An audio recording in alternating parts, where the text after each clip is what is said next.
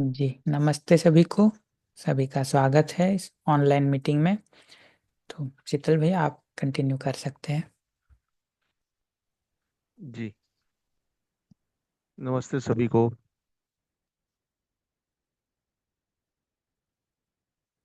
तो अभी पिछले लास्ट वीक में अभ्यास के दौरान किसी को कोई प्रश्न है या तो कोई शेयरिंग करना है तो हैंड रेस करके आप कर ही सकते हैं आप।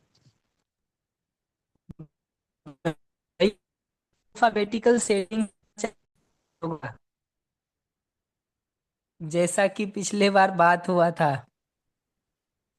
जी भैया। मेरी आवाज आ रही भैया? हाँ, आ रही है।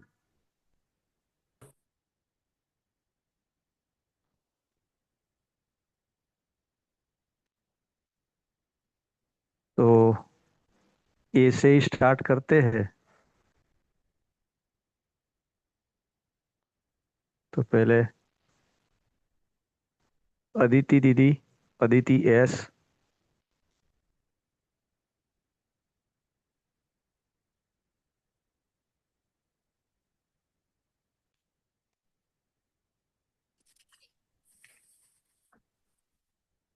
भैया नमस्ते। हेलो। नमस्ते नमस्ते। पिछला सेशन में अटेंड नहीं कर पाई थी और उसकी रिकॉर्डिंग भी आज मैंने सुनी है। मैं थोड़ी बीमार ज्यादा थी, तो अगर आज की जगह मुझे बाद में मिल जाए शेयरिंग करने को तो ज्यादा ठीक रहेगा। मैं पूरी बात रख पाऊंगी अपनी। ठीक है दीदी, ठीक जी। है। थैंक यू भैया, थैंक यू। नमस्ते।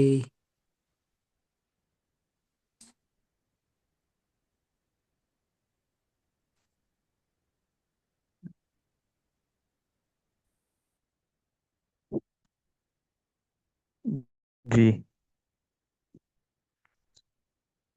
नमस्ते अश्विनी एक भैया। आध और गलती करना नहीं तो अगली बार करेंगे नमस्ते नमस्ते भैया। अल्फाबेटिकल। भैया आपका आवाज कट हो रहा था।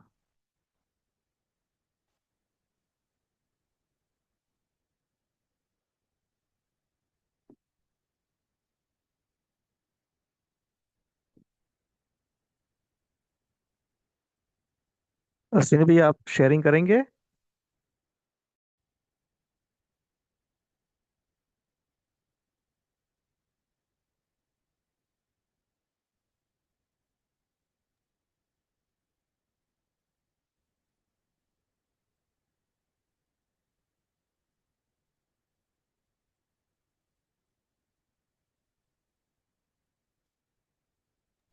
हेलो। जी भैया। हाँ हाँ। नहीं, रेणु जी ने लिखा है शेयरिंग करने को उनका। मुझे तो कुछ ऐसा कुछ शेयरिंग में नहीं है कर। एक्चुअली लास्ट गोष्ठी में ऐसा एक तय किया था कि अल्फाबेटिकल हम लोग सब शेयरिंग करेंगे। अच्छा, तो यार मैं शायद आखिर में नहीं था। पॉइंट हम्म। 10 के बाद तो मुझे पता नहीं था। तो मैं अभी तो बिल्कुल रॉ हूँ। तो इससे मुझे या तो एक आध घंटे बाद देख लेता हूँ, या फिर अगली बुधवार को मैं कर लूंगा इफ इट इज, अगर ये नियम बनाया है तो। नहीं नहीं, नियम जैसा नहीं है, स्वयं स्फूर्त विधि से है। हाँ, तो लेकिन अगली दफा कर लूंगा। लेकिन अपेक्षा ऐसा है कि सब लोग शेयर करें। हाँ ठीक है, तो फिर अगली दफा कर लूंगा मैं। ठीक है। जी। हाँ। एक्चुअली इसके पीछे का आशय ये था भैया कि जिन लोगों का भी अभ्यास का क्या स्थिति चल रहा है उसको एक बार मैं सोचता हूँ कि अगली कुछ मीटिंग में पूरा करके और फिर मैं एक राउंड इस मीटिंग से ब्रेक लेना चाहूंगा क्योंकि मेरा समय पूरा हो रहा है। तो मैंने सोचा एक बार सभी लोगों से सुन लूं कि क्या स्थिति है, और उनको भी अगर कुछ कठिनाई हो रही है स्पेसिफिक अभ्यास में तो वो रिजॉल्व करने का काम कर दें। उतने भर के आशय से मैं सोच रहा था कि एक बार अल्फाबेटिकली सभी लोगों को सुन लें। जी। अभी साउंड आकांक्षा क्लियर है क्या दीदी। शीतल भैया? हाँ, साउंड क्लियर है। Thank you. इस बार छोड़ देते हैं भैया, फिर अगली बार ही अल्फाबेटिकली करते हैं शुरू। जी ठीक है। इस बार छोड़ देते हैं। तो हाँ, इस बार शेयरिंग का किसको भी, रिक्वेस्ट आया हुआ है मैसेज में एक तो। हाँ रेणु दीदी है। जी भैया, एक रेनू दीदी का है, हाँ। बस अब जिनका भी है उनको आप देख लीजिए, अदर फिर हम आगे शुरू कर देंगे। जी भैया। हाँ, नमस्ते भैया। नमस्ते सभी को। नमस्ते। हाँ भैया, थोड़ी बहुत शेयरिंग है, फिर एक सवाल है। तो शेयरिंग में तो ये है कि मुझे दो संस्कार दिखे, और मुझे लग रहा है कि एनवीसी की हेल्प से वो रिजॉल्व भी हो जाएंगे। तो उनमें से एक संस्कार तो मुझे ये दिखा था कि मैं अ, संभव प्रयास होते तक सपोर्ट नहीं लेना चाहती। तो मेरे को औरों में भी ये दिखाई दिया, जैसे घर में भी, जैसे मेरे फादर इन लॉ या मेरे हस्बैंड है, तो उनका यही रहता है, नहीं नहीं हम कर लेंगे ऐसा वाला। तो उसके पीछे क्या नीड होती है, क्यों हम नहीं लेना चाहते हैं, मैं थोड़ा सा उसको देख पाई थी। और दूसरा ये था कि कोई गलती या कमी निकाले तो मुझे वो भी मंजूर नहीं होता है। तो लगता है कि वो जैसे मानव स्वभाव से ही जुड़ जाता है कि गलती स्वीकार नहीं होती, अब कोई गलत करना नहीं चाहता। या थोड़ा बहुत जैसे एनवीसी से अगर जोड़ के देखें, तो उसमें सेल्फ एम्पैथी, सेल्फ फॉरगिवनेस, और अपनी नीड पहचानना जिसकी की वजह से गलती हुई थी। तो वो सारी चीजों को लेकर के मुझे लगता है कि ये धीरे धीरे करके रिजॉल्व हो सकेंगे, ये जो मेरे संस्कार हैं। इसमें कुछ कहना हो तो भैया फिर मैं आगे दूसरा पॉइंट रखूं। दो कमेंट है दीदी। जी पहला भैया। ये कि जब अगला कुछ बोल रहा होता है ना, जिसको आप कह रहे हैं कि मेरी गलती बता रहा है, हम्म। उसको भी सुनना होता है अपनी गलती के रूप में नहीं, बल्कि अगले की नीड के रूप में। जी। ये जो सारा रिएक्शन शुरू होता है, वो रिएक्शन इसीलिए शुरू होता है कि हम अगले की समस्या को अपने साथ जोड़ लेते हैं। हम्म और सारा ब्लेम इसलिए शुरू होता है कि अपनी समस्या को हम दूसरे के साथ जोड़ देते हैं। हम्म। तो अगले की जितनी भी समस्या को हम सुन रहे हैं, तो उसको अपने ऊपर लेके सुनने की जरूरत नहीं है, अपने से जोड़ने की जरूरत नहीं है। उससे हम्म। उसकी नीड को, उसकी मान्यता को पहचानने की जरूरत है, अपने को बीच में नहीं लाया जाए। जी। सुनते समय एक चीज ये चाहिए, बाकी जो आपने कहा वो सब परफेक्टली फाइन है कि आपकी क्या नीड थी उसको पहचान सकें। हम्म उससे अगले की कौन सी नीड पूरी नहीं हुई उस फॉर्म में पहचानना हो तो जरूर पहचाने। बट हम्म। पहले जगह पर सुनते हुए उसको अपनी गलती के रूप में सुनने के बदले अगले की नीड क्या हम्म। है उस फॉर्म में सुनने का काम किया जाए। जी भैया। ये क्लियर हुआ दीदी? बिल्कुल भैया। और एक्चुअली आज शाम को ही हमारी बात हो रही थी, बढ़िया। तो मैं थोड़ा सा ये देख पाई कि जब कोई दूसरा जना बोल रहा होता है तो कितना ही ऐसा होता है कि उस वक्त भी अपना, मतलब मैं क्या सोच रही हूँ और उसका मैं क्या जवाब दूंगी, वो वाला चीज साइमल्टेनियसली चल रहा होता है। मतलब बहुत कम, अभी तो मतलब नील ही मान लें कि ये अगले को सुन करके अगले में, अगले के साथ होना, ये वाला चीज नया है बहुत ज्यादा। तो ऐसा लग रहा है कि मतलब बिल्कुल नई ही चीज है, और लिटरली मेहनत तो लग रही है इसमें बहुत। ग्रुप प्रैक्टिस जितना सीरियसली करेंगे दीदी, उतना फास्ट प्रोग्रेस होगा। बिल्कुल भैया। जितना सीरियसली ग्रुप प्रैक्टिस करेंगे उतना फास्ट प्रोग्रेस होगा। हाँ भैया, वो भी स्टार्ट तो कर दिया है। और एक पॉइंट भैया जी ये दीदी। दिखा था।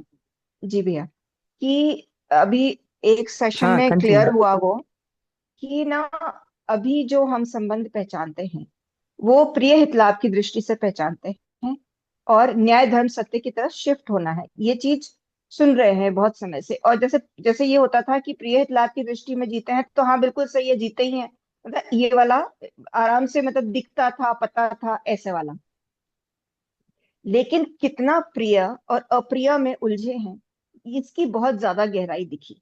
तो उसमें ये दिखा कि अभी संबंधों का जो आधार है वो इस बात पे है कि जो जना अच्छा लगता है उसके साथ संबंध है, और जो अप्रिय है उसके साथ में दूरी है।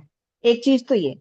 और दूसरा ये कि जो प्रिय है उसके साथ में संबंध बनाए रखने के लिए खुद का प्रिय बने रहना, और ऐसी कोई बात ना कहे। जैसे जो मोस्ट मोस्ट कॉमन एक जो अपना सेंटेंस होता है, अरे ये कैसे कह दे, अगले को बुरा लग जाएगा, या उसने वो कह दिया तो वो बुरा लग गया।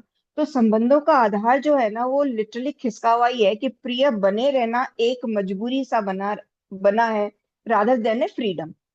तो मैं यहाँ से ये देख पाई कि ये तो सच में मतलब संबंध का आधार तो बहुत ही डावाडोल वाला आधार है। और उसकी जगह न्याय का अगर फाउंडेशन है, जिसमें कि विश्वास, सम्मान, स्नेह के जैसे मूल्यों का आधार है, तो वो संबंध को बहुत मजबूती देगा, एक कॉन्फिडेंस, एक सहजता और एक स्थिरता लाइफ में वो बना करके रखेगा। ये मैं थोड़ा सा गहराई से देख पाई थी। जी भैया। बढ़िया बढ़िया। जी। क्या है, न्याय की दृष्टि से जब देखते हैं ना दीदी, हम्म। तो संबंध है ही न कि बनाना है, ये बात दिखती है। जी। अभी संबंध है ही न कि बनाना है, ये बात दिखती है न्याय की दृष्टि से। हम्म। न्याय की दृष्टि से देखेंगे तो हम निश्चित संबंध में होते ही हैं। हमको वो हम्म। संबंध को पहचानना होता है, और उस संबंध में जो मूल्य की आवश्यकता है उसको निर्वाह करना होता है, एक्सप्रेस करना होता है। दूसरे को अच्छा लगने के हिसाब से नहीं, हमारी अपनी तृप्ति उन मूल्यों के साथ जीने में ही है। मेरी अपनी भागीदारी संबंध में उन मूल्यों के साथ जीने की ही है। ये क्लैरिटी हमको आधार देती है उन मूल्यों के साथ जीने का। हम्म।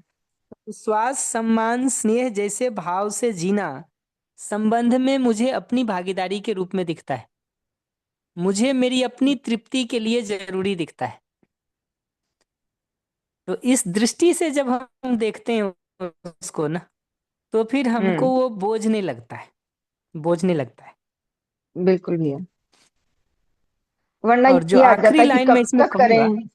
जी भैया। जी जी, जैसे हम्म। ही ये बात दिखती है ना कि संबंध है ही और हमको जीने का आधार यही है, यही मेरी हम्म। तृप्ति का आधार है, तो ये प्रश्न खत्म हो जाता है कि कब तक करें। हम्म। ये ठीक वैसे ही है कि हम भूखे हैं, आपको भूख लगी है तो आप खाना खाते ही हैं, हम्म। आपको प्यास लगी है तो आप पानी पीते ही हैं। हम गड्ढे में गिर गए, आपको दिखता है कि गिर रहे हैं तो आप रुक ही जाते हैं। हम्म। तो अपने को सुख के आधार के रूप में पहचानेंगे ना इन मूल्यों के साथ जीना, तो फिर हम्म। बात खत्म हो जाती है दूसरे की। फिर वो हर जी बार भैया। ऐसा ही होता है कि दूसरा गड्ढे में गिरा है तो क्या हम भी गिर जाएं, हम्म। दूसरे ने अपना हाथ पैर तुड़वा लिया तो क्या हम भी तुड़वा लें।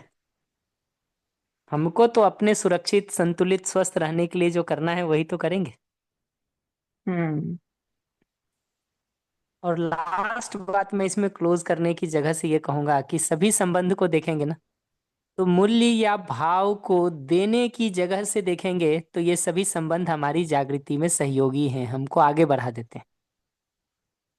मूल्य हम्म। या भाव को एक्सप्रेस करने की जगह से, देने की जगह से देखेंगे तो सभी संबंध जागृति में सहयोगी हैं, हमको आगे बढ़ा देते हैं। और अगर इन मूल्यों या भावों को प्रधानता से पाने की जगह से देखेंगे तो ये सभी संबंध हम्म। हमारे लिए बंधन और समस्या के कारण बन जाते हैं। तो संबंध जो है ही, उसको किस दृष्टि से हम देखते हैं वो तय करता है कि उससे हमारा प्रोग्रेस होगा कि रिट्रोग्रेस होगा, विकास होगा कि ह्रास होगा, जागृति की तरफ बढ़ेंगे कि समस्या में उलझेंगे। ये उस बात से तय होता है। जी दीदी। जी भैया। जी भैया। भैया लास्ट में एक सवाल है। जी, भैया, मनी के लॉस को किस तरीके से स्वीकारा जाए? किस तरीके का लॉस है? बिजनेस का लॉस है, किसी ने जिसको हम धोखा देना कहते हैं वो लॉस है, तो आसान होगा हम्म। हमारे लिए रिस्पॉन्ड करना। अच्छा, हाँ मैं सोची थी कि शायद दिया हुआ है दीदी मैंने तो और लाइफ रिटर्न। का सिंपल, जी, हाँ जी, रिटर्न क्या मतलब चांसेस हैं भी और नहीं भी? जी दीदी, मैं दो बात देखता हूँ इन सारी चीजों में। हम्म आगे के लिए तो मैं ये देखता हूँ कि जहाँ कहीं भी हमको देना होता मैं तो एक्सेस मान के देता हूँ दीदी।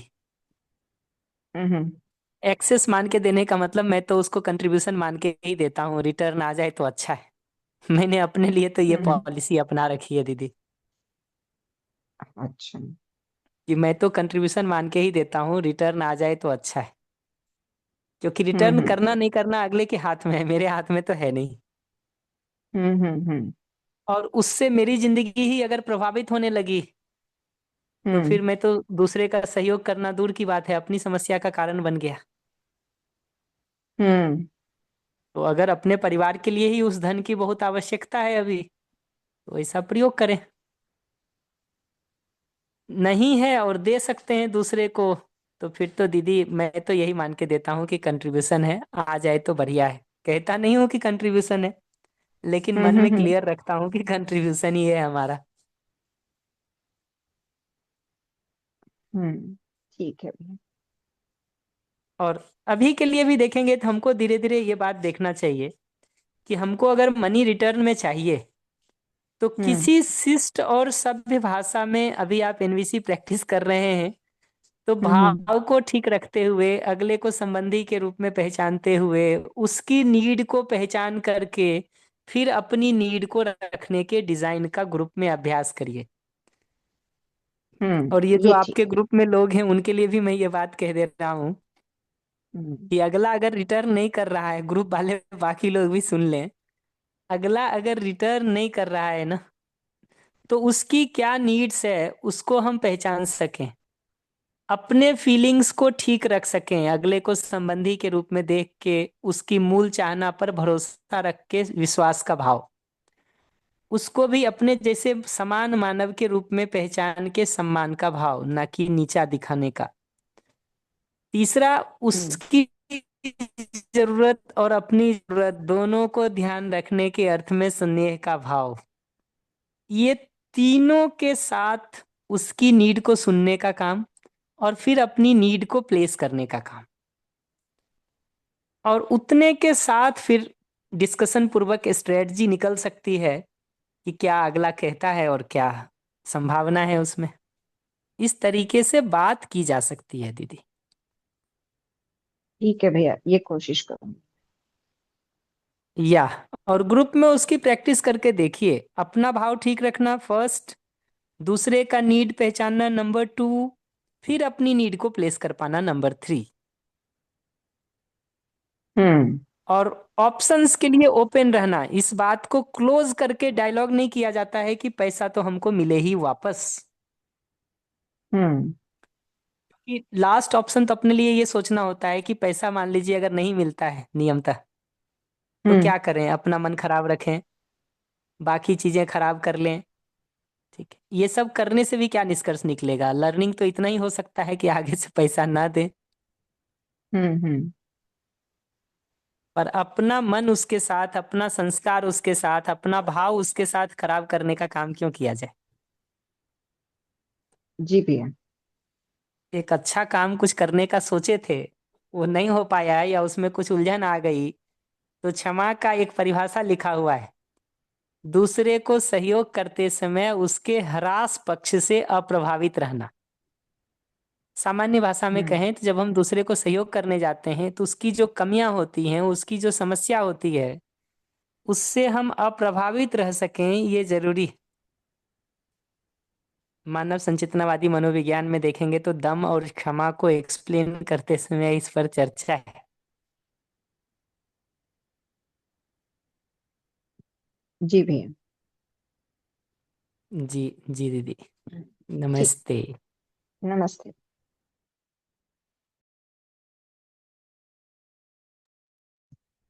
जी कृष्ण भैया, आपको माइक दिया है। नमस्ते भैया, नमस्ते सभी को। भैया, जो दीदी से आपका डिस्कशन चल रहा था उसमें से जी जी जी, एक दो बताइए ना। एक दो चीज़ों पर स्पष्टता चाहिए थी। जो सुनते समय वाली बात पे जो आपने रखा बोला था उसमें उसकी मतलब अपने ऊपर नहीं लेकर सुनना या अपने से जोड़कर नहीं सुनना, अपने से जोड़ना नहीं उसको सुनते वक्त, और उसकी नीड या मान्यता को पहचानने की कोशिश करना। और अगर मैं जो समझ पा रहा हूँ उसके आगे की उसकी जेन्युइन नीड है तो उसको आप पूरा कर दे, और मान्यता है तो फिर हम अपने ऊपर नहीं ले रहे हैं, और क्योंकि कोई नीड नहीं है तो फिर वहाँ उसको क्या पूरा करने की जरूरत नहीं है, ऐसा। उसको बहुत प्रिसाइजली कहेंगे भैया तो मान्यता के पीछे जाके देखेंगे तो कोई ना कोई जेन्युइन नीड होता है। अच्छा। जेन्युइन नीड होता है हमेशा ही। इतना ही होता है कि उस नीड को पूरा करने का तरीका गलत हो सकता है उसका, जिसका मतलब है कि हमारी किसी नीड के पूरा होने में बाधा हो सकती है। तो उसके तरीके से हम सहमत असहमत हो सकते हैं। हमारे नीड के पूरा होने में बाधा हो रही है तो हम चर्चा कर सकते हैं। बट किसी भी मान्यता को कन्वर्ट करने जाएंगे तो उसके पीछे एक जेन्युइन नीड होती है। आप भैया, कोई एक मान्यता बताइए, मैं उसका नीड अभी बता दूंगा। जैसे जो ब्लाइंड फेथ्स है ना भैया, वो भी इसी इसी कैटेगरी में आएंगे। मान्यताओं में जो ब्लाइंड फेथ्स होते हैं, कई सारे जो अ, धर्म इसके नाम पे चल रहे हैं, पाखंड के नाम, पाखंड और उस तरह का जो चलता है ना, मतलब कर्म कांड या उस तरह की जो। एक एक लाइन बताइए ना सीधा, हमको एक सीधा उदाहरण बताइए तो ज्यादा आसान होगा बात करना। अ, ये कुछ टाइम पहले की बात है भैया। वैसे बहुत सिंपल है तो भैया, जैसे बिल्ली रास्ता काट गई और नहीं जाना है, रुकना है, या ऐसा कोई अपशकुन हो जाता है सुरक्षा तो। की नीड है। सुरक्षा की नीड है। ओह, ओके ओके ओके। सेफ्टी और सिक्योरिटी का नीड है। ओके। हाँ तो फिर भैया, तो ये तो फिर तो जो भी ब्लाइंड बिलीफ्स है वो कहीं कहीं जेन्युइन नीड से जुड़ा हुआ तो है। वही वही वो भैया एक स्ट्रेटजी है अपनी किसी जेन्युइन नीड को पूरा करने का। स्ट्रेटजी ठीक नहीं हो सकती है, उससे मैं सहमत हूँ। अच्छा। अब ये शादी ब्याह में जो ये तोरण मारना और इस तरह की जो चीजें हैं ना, वो सारे जुड़ी हुई चीजें हैं, वो भी कहीं कहीं इन्हीं चीजों से जुड़ती, कोई ना कोई जेन्युइन चीज उसके पीछे है, ऐसा। जी, नीड हमेशा कोई ना कोई जेन्युइन होती है। ओके। जैसे शादी में इतना शो ऑफ भी कर रहे हैं लोग, हम्म सेल्फ रिस्पेक्ट का नीड है, हम्म रिकॉग्निशन का नीड है, हम्म। दूसरे हमको स्वीकारें इस रूप में एक्सेप्टेंस का नीड है। राइट राइट कई राइट बार ग्रुप में बिलोंगिंगनेस का नीड है कि ग्रुप वाले ने तो अपने लेवल का मानते नहीं है, बाहर निकाल देते हैं, आउटकास्ट कर देते हैं। राइट। हाँ। हाँ, तो ये फिर तो जुड़ गया भैया, टेंशन अप्रिसिएशन ये सारा का सारा नीड के रूप में तो है ही वो उसमें। जी जी भैया। जी जी जी। हाँ, ओके। हाँ। दूसरा जो प्रश्न था भैया इसी में, जो आपने बताया ना, संबंध है ही, है ना, बस पहचानने की जरूरत है। जी जब तो और संबंध है ही तो जो संबंध में निहित मूल्य है, फिर उसका निर्वाह होता है, और अगर वैसा निर्वाह हम करते हैं तो हमारी ही तृप्ति होती है, हमारी ही तृप्ति का आधार, हम किसी और के लिए नहीं कर रहे हैं। ऐसा ही है ना भैया। जी जी। दूसरे की भी तृप्ति होती है पर हमारी ही तृप्ति होती है, वही मुख्य आधार है हमारे करने का। हाँ, फिर उसमें कोई हमें अपेक्षा नहीं रहेगी, सामने वाला करें तो भी ठीक, नहीं करें तो भी ठीक है। जी जी। जी। मतलब हमारा सुख उस पर निर्भर नहीं होता है कि सामने वाला क्या करेगा, या हमारा करना निर्भर नहीं होता है इस पर कि सामने वाला क्या करेगा। हम्म हम्म हम्म। तो भैया जी जैसे अभी आपने बोला ना कि संबंध तो सबसे ही है, तो फिर थोड़ा हम तो डिफरेंशिएट कर भी रहे हैं ना, फिर जब परिवार में बात कर रहे हैं, तो जो हमारे जो फैमिली में जो ब्रदर सिस्टर हैं, उनके साथ तो हमारा निर्वाह एक अलग तरह का होता है। यहाँ भी जैसे हम जिन लोगों से जुड़े हैं उनको भाई या बहन के रूप में ही संबंध देख रहे हैं, पर वहाँ कहाँ इस तरह का निर्वाह देखने को मिलता है। इतने कई समय से इस तरह का एक्सप्लोरेशन होने के बाद भी हम बहुत डिफरेंस तो करते ही हैं अपने रियल फैमिली में जो भाई बहन है, और जो जिनको हम भाई बहन बोल रहे हैं इसमें मध्यस्थ मतलब जीवन विद्या में या इस जी कॉन्टेक्स्ट। भैया, समझ गया मैं। तो भैया वहाँ तो बहुत डिफरेंस मैं अपने अंदर से देख पाता हूँ। अ, दूसरों की तरफ से भी देखूँ तो वहाँ भी निर्वाह में तो बहुत डिफरेंस है। जो रियल सिस्टर्स हैं वो तो ऑलवेज मतलब दिन में 2-3 बार कम्युनिकेट कर लेते हैं, रियल ब्रदर भी कर लेते हैं, भाई बहन भी करते हैं, लेकिन बाकी लोगों को कहाँ हम कर पाते हैं इतना। भैया ये जो हम लोग बाकी लोगों के साथ ये जो संबोधन प्रयोग करते हैं ना, भाई बहन और ये सब, हम्म। ये संबोधन है। और हाँ। वस्तुतः हम एक लेवल का संपर्क निभा रहे होते हैं। जी तो अगर संबंध को बारीकी से देखेंगे ना तो दो तरह से देख सकते हैं। एक तो मानव मानव संबंध है जो सभी मनुष्यों के साथ भी देख सकते हैं, बाकी प्रकृति के साथ भी देख सकते हैं। जी बट अगर उसको लिमिटेड करके भी देखना हो तो जिसको हम साथ संबंध कहते हैं ना, जी। वो भी संबंध देखिएगा तो स्वाभाविक रूप से या प्राकृतिक रूप से हो ही जाता है। हम्म। बच्चा के पैदा होते ही माता पिता दादा दादी नाना नानी चाचा ताऊ बुआ ये सब भाई बहन ये सब रिश्ते परिभाषित हो जाते हैं ना, हम्म। अपने आप हो जाते हैं ना। जी। जी। विवाह के साथ ही पति पत्नी संबंध और उससे जुड़ा बाकी जितना भी होता होगा सास ससुर और वो सब संबंध परिभाषित हो जाते हैं। जी। जी। मित्र भी सही अर्थों में अगर हम प्रयोग कर रहे हैं तो वो तो भाई बहन के इक्विवेलेंट अगर नहीं मान रहे हैं तो फिर वस्तुतः हम मित्र संबंध मानते भी नहीं है। हम्म। अभी मैं छत्तीसगढ़ में था, दो अलग अलग लोगों से वहां बात हुई इसको लेकर के। वहां मित्र संबंध को मितान बनाना कहते हैं, मितान। मिता। और वो किसी भी जाति के साथ के लोगों के साथ बना सकते हैं और बढ़िया एक फंक्शन करके बनाते हैं जिसमें दोनों के परिवार इन्वॉल्व होते हैं। जैसे मैं अगर आपको मित्र बनाऊं तो मेरा परिवार और आपका परिवार दोनों उसमें इन्वॉल्व होता है।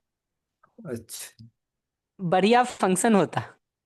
और उसके बाद सारा निर्वाह उस तरह से होता है जैसे एक भाई का होता है।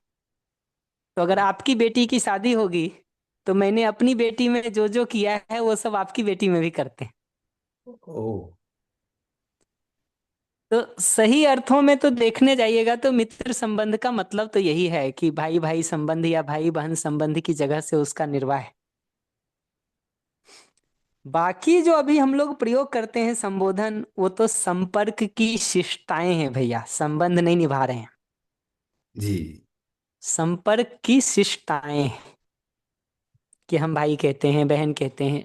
और संपर्क से ज्यादा अपेक्षा इसमें रखने लगिएगा तो अभी दुखी हो जाएंगे हम दोनों लोग। हम दोनों का मतलब हम कोई हमारा आपका उदाहरण नहीं ले रहे, हम तो सामान्य अर्थ में उसको कह रहे हैं नहीं, कि आप वो आप अपेक्षा। आप थोड़ा दुख ले सकते हैं, आपके पास नहीं है, हमारे पास तो ऑलरेडी है भैया। तो संपर्क में ये बेसिकली शिष्ट संबोधन है। हम्म। अगर वहां भी हम निभाएंगे, इसलिए मैं बार बार कहता हूं कि समाज में जीने के पहले परिवार में जीना जरूरी है। जी। क्या होता है अदरवाइज कि हम परिवार वाली जगह पे ही ठीक नहीं जी रहे होते हैं तो समाज में भी हम उसी बहुत थोड़े जीने को ही मान लेते हैं कि संबंध निर्वाह है।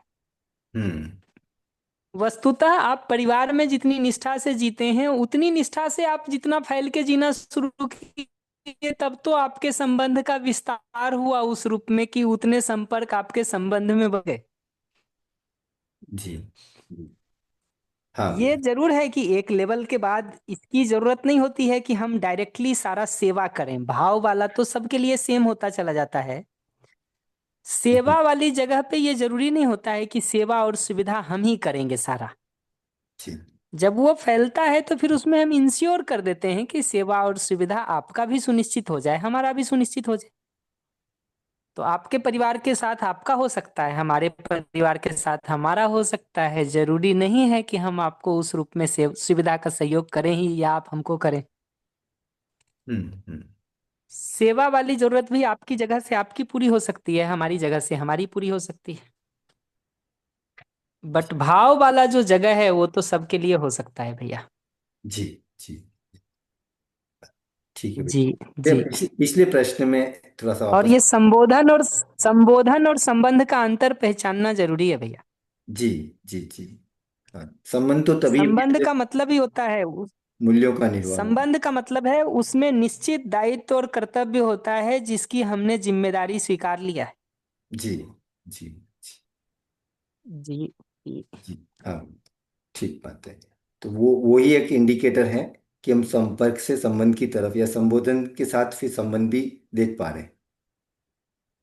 जी जी जी। जी भैया, जो पिछला प्रश्न का जो आपने दिया ना, मान्यता वाला जो पार्ट था भैया, तो वो मान्यता वाले पार्ट को अगर हम फिर जी। उसकी जेन्युइन नीड देख करके अगर पूरा भी करते हैं, तो क्या हम उस मान्यता को स्ट्रांग नहीं कर रहे हैं फिर? जेन्युइन नीड को पूरा करने के लिए मान्यता को पूरा करें ये जरूरी नहीं है ना। हम्म। सुरक्षा के नीड को पूरा करने के और उपाय भी हो सकते हैं। लेकिन सामने वाले की अपेक्षा तो भैया और उपायों पर नहीं होती, वो तो उसी को करवाने के लिए ही होती है। कि उस मान्यता को पूरा कर दिया जाए, जो भी मतलब चाहे विवाह में है चाहे मृत्यु में है। धीरे धीरे धीरे धीरे आराम से सोचिएगा। आज मैं उस पर और समय नहीं लगा रहा हूँ। हम्म, थोड़ा सोचना शुरू करिए कि क्या क्रिएटिव ऑप्शंस हम दे सकते हैं अगले को सुरक्षा की नीड को पूरा करने के लिए। ठीक है, ठीक है भैया, मैं सोचता हूँ ये फिर। सोचना शुरू करें कि क्या क्रिएटिव सॉल्यूशंस हम प्रोवाइड कर सकते हैं, स्ट्रेटजी हम ढूंढ सकते हैं सुरक्षा की नीड को पूरा करने के लिए, इवन दो बिल्ली ने रास्ता काट दिया हो। ठीक है, जी जी ठीक है भैया, थैंक यू। जी पारस दीदी, संबोधन तो संबंध और संपर्क दोनों में है, बट संबंध वो जगह है जहां दायित्व और कर्तव्य को निभाने के लिए हम अपनी ओर से तत्पर होते हैं। अपेक्षाएं पहले से निश्चित होती हैं। संपर्क वो जगह है जहां सामान्य मिलने से जो थोड़ा बहुत करना होता है उतना हम कर देते हैं, उससे ज्यादा की अपेक्षा हम दोनों को एक दूसरे से नहीं होती।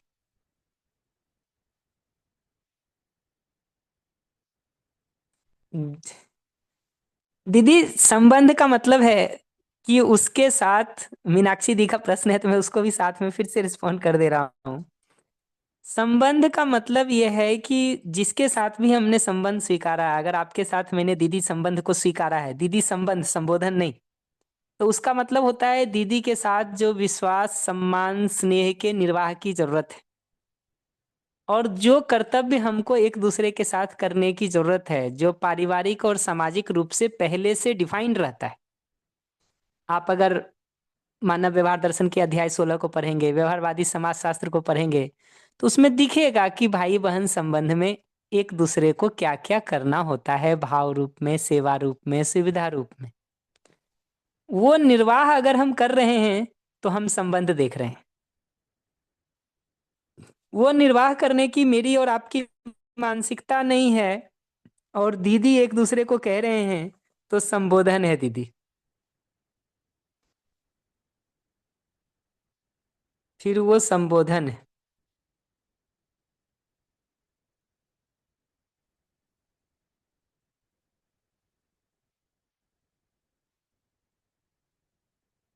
कुछ और पूछ रही है मीनाक्षी दीदी? हाँ भैया। तो नमस्ते भैया, आवाज आ रही है? नमस्ते। जी जी दीदी। तो भैया, संबोधन करना, फिर मान लीजिए मैं आपको भैया बोल रही हूँ और या किसी को दीदी बोल रही हूँ, और अ, मतलब अभी मतलब सिर्फ बोल रहे हैं, बट अगर मैं आपको वो सारे भावों में जीते नहीं है ना, मैं आपसे मतलब कोई वैसा संबंध, इतना कनेक्शन देख पाती हूँ, तो संबोधन करना गलत नहीं है? जी दीदी, संबोधन गलत नहीं है, लेकिन उसको शिष्ट संबोधन की तरह ही सुनना जरूरी है। नहीं तो हमको भ्रम हो गया तो कठिनाई शुरू हो जाती है। हम्म। मतलब ये तो मैं भैया दीदी का लिया है। आप जैसे मान लो दोस्त या किसी को भी आप कोई भी संबंध दे रहे हैं, तो उसमें आपको वो भाव होने जरूरी है, नहीं तो फिर उसका वो दोस्त भी अगर आप कह रहे हो, तो अगर आपको फिर वो एक संबंध देना जरूरी है, मतलब उसका आपको एक रिश्ता देना जरूरी है उसमें। जी दीदी, सही अगर समझ पा रही संबंध हूँ है क्या? तो फिर वो सारे भाव होने जरूरी हैं। हम्म। आप किसी भी रिलेशन को भैया बिना नाम दिए तो नहीं छोड़ सकते, मतलब मेरा क्वेश्चन ये भी था, इसके फॉलो अप में एक और। हाँ, नहीं दीदी, नहीं छोड़ सकते। फिर वो संपर्क है, बिना नाम दिए छोड़ रहे हैं तो संपर्क है। हम्म। और दूसरा क्या होता है कि फिर उसमें अपेक्षाएं उलझने लगती हैं दीदी। मेरा अपना जो पर्सनल एक्सपीरियंस है वो मैं बता सकता हूँ कि अपेक्षाएं उलझने लगती हैं। हम्म। कभी आप जरूरत से ज्यादा रख लेते हैं, कभी मैं जरूरत से ज्यादा रख लेता हूँ। हम्म।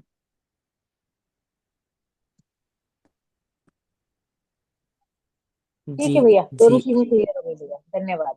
बढ़िया, नमस्ते। भैया एक प्रश्न भी दिया हुआ था, अगर आप जब भी समय लगे आप देख के उसको बता दीजिएगा मुझे। कहाँ पर प्रश्न दिया हुआ है? मैंने यहाँ क्वेश्चन आंसर वाले उसमें डाल दिया था, मुझे लगा उस समय आपका चल रहा था किसी से बातचीत, इसलिए। अच्छा, एक क्वेश्चन देख लूंगा आंसर का दीदी, फिर कॉलम डाल आता है। दूंगा। ठीक है अच्छा। भैया। हाँ, संभव मेरे पास आया नहीं है दीदी। मैं अगर बोलो तो आप एक्सप्लेन कर लेती हूँ आपको, अगर आपका समय हो, बताइए नहीं तो बताइए बाकी। बताइए बताइए ना। भैया मैंने क्वेश्चन डाला है कि व्हेन माय फ्रेंड, हिंदी में बोल देती हूँ, जब मेरा दोस्त या मेरी जो दोस्त हैं वो किसी अ, मुश्किल स्थिति में होती हैं और मैं कोशिश कर रही हूँ कि समझूं कि क्या है, समझे बिना हेल्प नहीं कर पाऊंगी, तो मुझे ये रिवर्ट मिलता है कभी कभी कि मुझे समय दे दीजिए। तो मुझे इसमें ये नीड उनकी समझ में आती है कि वो अभी कुछ समय चाहती हैं या चाहते हैं। अब कुछ समय देने के बाद, मान लो हफ्ता 10 दिन दे दिया, जब मैं दोबारा जाती हूँ तो मुझे स्थिति फिर वही लगती है, और मेरी अंदर से इच्छा ये है कि मैं दोस्त की सहायता करूं, बट वहां से सिचुएशन सेम रहती है, कोई कम्युनिकेशन नहीं आता, तो इसमें मैं अपना कंट्रीब्यूशन कैसे देखूं? मैं जेन्युइनली हेल्प करना चाहती हूँ, कंसर्न भी हूँ अपनी फ्रेंड को लेके, बट वो बोल ही नहीं रही है, तो फिर समझ में नहीं आता कि दो कैसे। में से एक बात होगी दीदी, या तो हम्म। प्रोबेबली उतना आश्वस्ति नहीं उसको महसूस हो रहा है आपके साथ, या पहले जिन लोगों को भी बताया होगा तो लौट करके कहीं उसका मजाक उड़ाया गया होगा, या उपहास का डर होता है। या तो हमसे उतनी आश्वस्ति नहीं होती है, या अपने उपहास का डर होता है कि अभी कुछ कर देंगे बाद में फिर सुनाएंगे हमको बीसियों दिन तक। इस तरह का कोई तो ना कोई भय या कंसर्न होता है जिसके कारण वो नहीं सुनाता है। ये मतलब एक फर्स्ट स्टेप विश्वास पकड़ में वाली आया बात। दीदी। हाँ जी भैया, समझ में आया।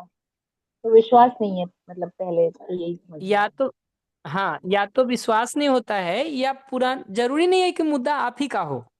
पहले दो हम्म। लोगों को हम्म। कुछ कहा होगा, वहां से भी भय खा गया होगा, धोखा हो गया होगा, जिसको धोखा कहते हैं। तो हम्म। आज वो हमसे आपसे किसी से भी शेयर करने से डरेगा। ठीक है। करना क्या होता है उसमें पूछेंगे, तो नेक्स्ट हम्म। स्टेप में किसी जगह पर अगर वो नहीं कुछ शेयर कर रहा है तो अपनी फीलिंग और नीड बता के छोड़ देनी होती है। फॉर एग्जाम्पल, हमको तुम्हारे वेलबींग का कंसर्न है, और हमको उसके लिए डायलॉग की जरूरत महसूस होती है, और वो नहीं होने से मेरी चिंता थोड़ी और बढ़ जाती है। भैया यही किया तो मैं तो चाहूँ जवाब आया कि समय जी, दीजिए। हाँ ठीक है ना। ये अगर अपना फीलिंग और नीड बताए हैं और उन्होंने कहा समय दीजिए, तो हम्म। शिष्टा बस पूछा जा सकता है कि कितने समय बाद हम वापस बात करेंगे, कोई टेंटेटिव आप बताएंगे ताकि मैं फिर से एक बार आपसे बात कर सकूं। वो रफली भैया टाइम ले लेना होता है, और अपने जेन्युइन कंसर्न को एक दो बार प्लेस कर देना होता है दीदी, बस। अगर यही कंसर्न दोबारा हम रिपीट करके प्लेस कर दें तो इसमें कोई गलत चीज तो नहीं है? अपनी दोस्त को बोल दे कि अगर आपको मेरी जरूरत हो तो न- आप मुझे कॉल कर लेंगी। नहीं देखिए, ये मैंने नहीं कहा था सेंटेंस की अगर आपको जरूरत हो तो मुझे कॉल कर लें। नहीं, ये मैंने कहा है। वही हाँ कह रहा जी। हूँ, आप अपनी ही बात कहेंगे तो फिर हमारी बात थोड़ी होगी दीदी। अपनी फीलिंग और नीड बतानी होती है कि मुझे संवाद की आवश्यकता महसूस होती है, मुझे आपके वेलबीइंग का कंसर्न होता है। आप देखिए, हम सारे जगह पर नीड बता रहे हैं अपना, और फीलिंग बता रहे हैं। वो नहीं होने से हमको थोड़ी चिंता और बेचैनी होती है। तो मुझे अच्छा लगेगा अगर आप शेयर करेंगे, पर अगर अभी आपकी अनुकूलता की स्थिति नहीं लगती है तो नेक्स्ट वीक हम बात करते हैं। इस बीच में भी आपका मन करे तो आप जरूर हमसे बात करेंगे, मैं वेट करूंगा या वेट करूंगी। अब आपको रिकॉर्डिंग मिल जाएगी दीदी, आराम से सुनिएगा कि मैंने क्या कहा।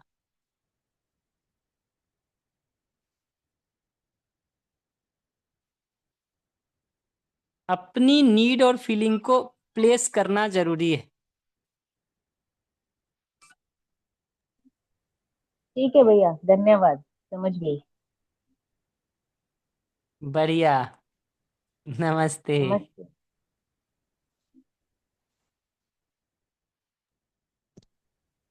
जी हाँ जी दीदी, आपको माइक दिया है। जी जी भैया, नमस्ते भैया। नमस्ते सभी को। नमस्ते नमस्ते दीदी। हम लोग याद कर रहे थे आपको 2 दिन पहले रायपुर में। जी भैया, हमको लेट पता चला। आप हैं करके। हाँ, और कोई प्रोग्राम नहीं था इस बार, बस ऐसे ही थे दीदी। जी जी जी। भैया, लास्ट जी टाइम दीदी। हम बात किए थे, दो तीन चीजों पे मुझे जो ध्यान बन रहा था और मैंने कोशिश करी। तो सरलता का अभ्यास करने का कोशिश की है।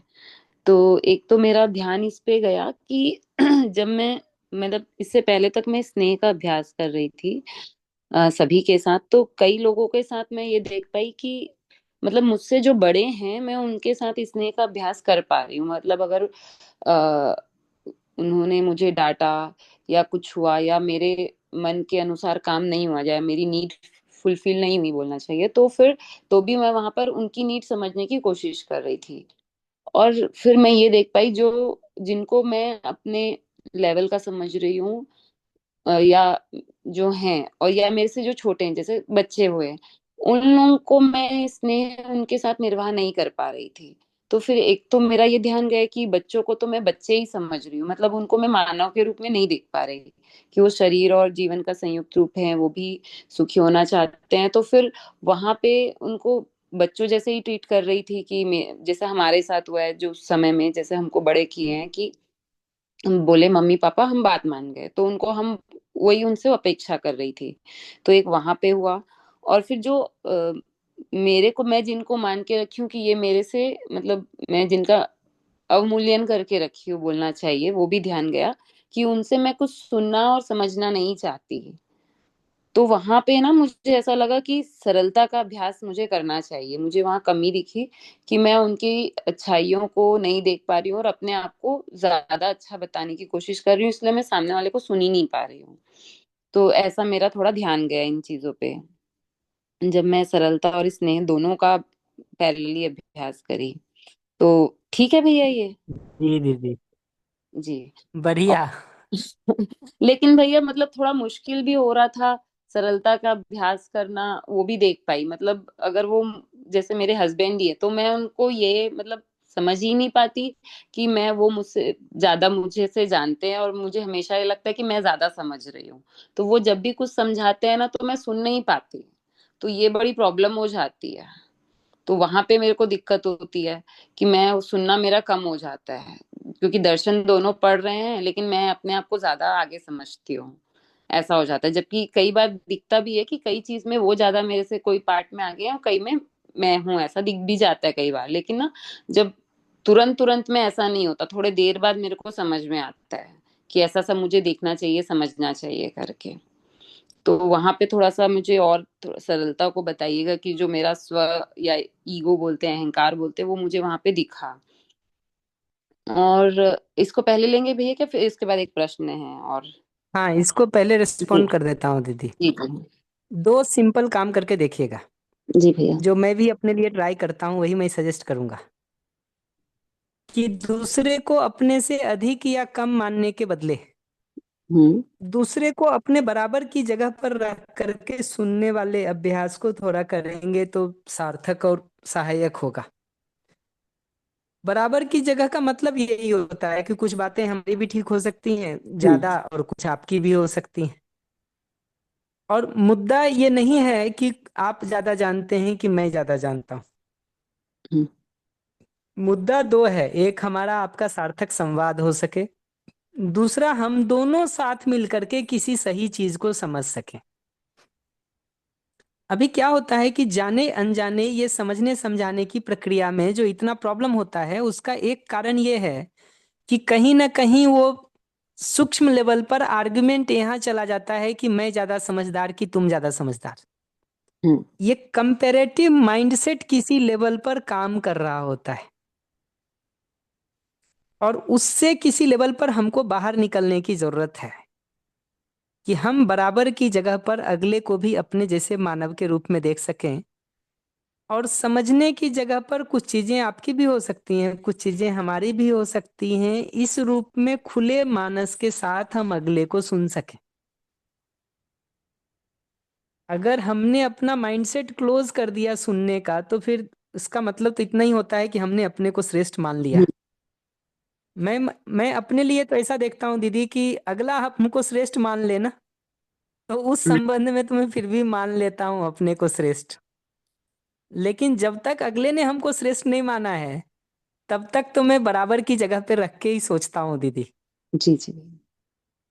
खास करके अभी का यूथ वर्कशॉप और वो सब मैं जितना चलाता हूँ, मैं तो उन सभी बच्चों को बराबर की जगह पे तब तक रखता हूँ जब तक कि वो हमको अपने से ऊपर मान ले, तो अलग बात है।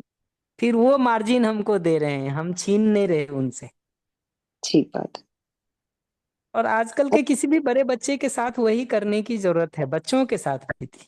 जी। 12-14 साल अगर एज हो गया ना, हम्म। तो फिर तो उसको बराबर की जगह रख के ही सारा सोचने की जरूरत है। वो बड़ा मान ले और स्पेस देने लगे तो फिर बात दूसरी है। हम्म। फिर हम ले सकते हैं। तो मैं मानता हूं कि श्रेष्ठ वाला स्पेस तो दूसरा देता है, हम लेते नहीं हैं। कम से कम मैं तो नहीं लेता दीदी। जी जी भैया। आप देंगे तो मैं ले लूंगा, अदरवाइज नहीं लूंगा। हम्म। जी बढ़िया भैया। ऐसे तो उस अभी बराबर की जगह हाँ पर रख के देखने का अभ्यास करना जरूरी है। जी। जी दीदी। हाँ वही मैं बोल रही थी कि एक दो बार ऐसा हुआ भी, जब हाँ। जब मैं ये ध्यान लाई कि मैं भी कुछ समझती हूँ, वो भी कुछ समझ रहे हैं, तब मैं कर भी पाई। लेकिन बच्चों के साथ तो ऐसा हो ही नहीं रहा है भैया, बहुत दिक्कत हो रही है कि बच्चों को तो मैं उनके छोटा ही समझ के हो, मतलब उसके लिए कुछ अलग प्रैक्टिस है, ऐसा लगता है कि क्या है। बच्चों के साथ बहुत दिक्कत हो रही है। इनके साथ तो फिर भी ऐसा हुआ एक दो बार, अभी हमने चर्चा करी किसी मुद्दे पे, तो दोनों अलग अलग ही बोल रहे थे, बट ऐसा था कि कोई विवाद नहीं हुआ कि ठीक है आपके देखने का तरीका ये है, एक पर्सपेक्टिव मेरा है, एक पर्सपेक्टिव आपका है, तो हो सकता है कि अब देखने का एंगल कुछ अलग है, कंप्लीट नहीं हुआ है करके। लेकिन बच्चों के साथ तो भैया बिल्कुल नहीं हो पा रहा है, ऐसा लग रहा है। बच्चों को तो मैं वैसा देख ही नहीं पा रही हूँ कि हाँ। मान्यता मान मान्यता गहरी है दीदी, किसी जी छोटे ग्रुप में रोल प्ले करिए। जी जी भैया। हम सबकी वही स्थिति है दीदी। हम्म। किसी छोटे ग्रुप में रोल प्ले आपको बहुत हेल्प करेगा। जी। जी। जी दीदी। और भैया एक प्रश्न बना था, जैसे घर पे एक सिचुएशन हुई थी अभी कुछ समय पहले, हमारे जो पापा जी लोग हैं उनका पार्टीशन हुआ है ना, तो पार्टीशन हुआ, तो जैसे दीदी ने भी सवाल रखा ही था उस चीज को लेके, तो ऐसा हमारे यहाँ लगा कि हमको कम मिल रहा है या जेन्युइन नहीं हो रहा है हमारे साथ। तो फिर मतलब आसक्ति किसी को बहुत तो नहीं दिखी घर पे, सबका मैंने मतलब खुद को भी चेक कर रही थी और सब भी, लेकिन ना एक ऐसा लग रहा था कि जैसे कभी कुछ हो रहा है तो ये गलत हो रहा है ऐसा लग रहा था, तो ये गलत हो रहा है तो क्या बात करनी चाहिए या उसको जाने देना चाहिए। कि अगर एक पापा का भी कहना था कि भाई तो है, कोई जो होगा ज्यादा रख लेंगे तो भी कोई दिक्कत नहीं, लेकिन फिर उनके मुंह से एक लाइन निकली लेकिन गलत तो हुआ है करके। तो मतलब उनका कहीं ना कहीं अंदर वो थोड़े से उस चीज से दुखी थे कि नहीं ठीक नहीं हुआ है। तो मैं अपना रोल इस पे क्या देखूं भैया, क्योंकि जब जब वो बात निकलती है, ऐसे तो सब बहुत नॉर्मल है, और अभी पापा मम्मी भी शिविर कर लिए हैं तो काफी कुछ सेटल हो गया है चीजें, मतलब अब उतना नहीं है पहले जैसा, नेगेटिविटी नहीं होती है। लेकिन फिर भी जब जब जैसे पुरानी जो प्रवृत्ति है वो आती है, या बोलना चाहिए जब ये टॉपिक निकलता है तो बातें आती है और थोड़ा सा माहौल टेंस्ड हो जाता है, तो मैं अपने आप को वहां पे मैं कैसे प्रेषित रखूं, क्योंकि फिर मैं या तो वहां से हट जाती हूँ क्योंकि मेरे को ऐसा लगता है कि मैं मुझे मतलब इतना नेगेटिव उसमें नहीं रहना है करके, और मैं कुछ बोल नहीं पाती हूँ कि जो ठीक है, अब चाचा जी जैसा था उनको ठीक लगा वो किए करके, तो यहाँ पे बोलना हो रहता गया है है कि बंटवारा की अभी बाकी है हो दीदी। गया भैया, हो गया है, और हमारे यहाँ मतलब बहुत इशू भी नहीं है उस चीज को लेके, लेकिन ना एक जो बोलना चाहिए कि पेन है या एक उस चीज का जो रह जाता है कि नहीं ठीक तो नहीं हुआ। तो मेरा प्रश्न ये बन समझ रहा था गया। भैया कि हम जब ऐसा कोई भी सिचुएशन आता है तो मुझे ऐसा लगता है कि संवाद होना चाहिए या कुछ बात होनी चाहिए, या जो आपको गलत लग रहा है हो सकता है सामने वाले के नजरिए से वो ठीक होगा तभी वो कर रहा है, जैसे उनकी कोई नीड होगी जैसे आप बोलते हैं वो अपनी उसको फुलफिल कर रहे हैं, तो क्या हम अपनी बात रख सकते हैं वहां पे, और रखनी भी है, और वो हो फुलफिल या नहीं हो, ऐसा भी हो सकता है, दोनों सिचुएशन होता है, उसके लिए अपने आप को प्रिपेयर रखना होता है। लेकिन बोलना चाहिए कि नहीं, एक हमेशा ये डाउट बनता है कि कई बार हमको पता ही होता है कि हम ऐसा बोलेंगे और ये होने वाला नहीं है, तो मतलब इसमें बहुत कॉन्फ्लिक्ट मैं अपने अंदर देख पाती हूँ कि बोलना चाहिए या नहीं बोलना समझ चाहिए। गया दीदी। जी भैया। दो कमेंट है दीदी। एक ये कि बंटवारा होके अगर क्लोज हो गया है तब तो बात करने का बहुत मतलब नहीं है चाचा जी के साथ। जी जी। अगर क्लोज हो गया है तो फिर बात करने का मतलब नहीं है उनके साथ। हम्म। अब जो करना होता है वो ये कि घर वालों को जो पेन है, जो पीड़ा हम्म। है, वो रिलीज हो सके, इसके लिए जरूर काम करना होता है। जी। और उसका जो बेस्ट तरीका होता है वो तो पहला यही है कि हमारा अपना संतुलन हो। बिना संतुलन के हम्म। हम क्या सहयोग करेंगे। हम्म। संतुलन के साथ बेसिकली इम्पैथी देनी होती है। जो बात है ना कि अगले की नीड क्या है, फीलिंग क्या है, उसको पहचान के इम्पेथाइज कर सकें हम अपने घर वालों को, उसकी पहले जरूरत होती है इम्पेथाइज करने की। भैया इम्पैथी का वो मतलब कैसे है करेंगे? उसकी नीड और फीलिंग को पहचान के उसको बताना। हम्म। किसी किसी छोटे ग्रुप में दीदी उसका ट्राई करिए। सिंपल काम करना होता है, अगले की नीड को पहचानना होता है। जैसे मान लीजिए पिताजी हैं, हम्म। पहला स्टेटमेंट ये होगा कि पिताजी बंटवारे में ये चीजें शायद आपको कम मिली या हम लोगों को कम मिली, उसको लेकर के अपने को पीड़ा है हम्म। कि ये न्याय नहीं हुआ हमारे साथ। हम्म। आप जब भी पीड़ा को एक्सप्लेन करेंगे ना, तो जो घटना घटी उसका कुछ ऑब्जर्वेशन स्टेटमेंट, हम्म। पिताजी क्या फील कर रहे हैं वो, और कौन सी नीड पूरी नहीं हुई वो, ये तीन चीजें हमारे स्टेटमेंट में आने की जरूरत होती है। भैया मैं इसके ऊपर बहुत सोची, तो मैं मेरे को फिर ये से तो रिपीट कर दे रहा। जी हाँ मतलब ये जी। तो समझ में आया, जैसे हमने चर्चा भी करी इनके साथ, तो फिर मैं भी रखी कि देखो ये पैसे ना हमने कमाए ना आपने कमाए, पापा के कमाए हुए थे, तो मैं अपना भी देख पा रही हूँ, मतलब खुद के अंदर भी मैं देख पाई कि मेरे को इन पैसों से मोह तो नहीं है। अगर मतलब उसको मैं डेप्थ में चेक करने की कोशिश करी थी कि मैं क्या फील कर रही हूँ, या मेरी कोई मान्यता या मेरा कोई लालच तो नहीं जुड़ा है, तो वो भी मैं देख पाई कि नहीं ऐसा तो नहीं है।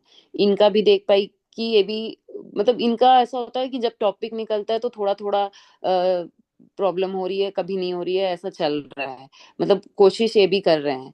और फिर पापा और मम्मी का भी ऐसे, मतलब बहुत ज्यादा प्रॉब्लम नहीं है, लेकिन वो प्रॉब्लम में रहते हैं, ऐसा हो जाता है भैया। तो वही मैं उनकी नीड और ऑब्जर्वेशन, मतलब एक यही फील आता है कि जो न्याय होना था वो नहीं हुआ, लेकिन फिर मैं अपने अंदर सोची, तो न्याय तो मैं वस्तु से जोड़ रही हूँ करके, तो क्या मैं सही सोच रही हूँ? फिर ऐसा हो जाता है कि हमको तो यहाँ संबंधों का निर्वाह करना चाहिए दर्शन के हिसाब से। रख पाई भैया मैं? दीदी आवाज आ रही मेरी? जी जी आ रही भैया।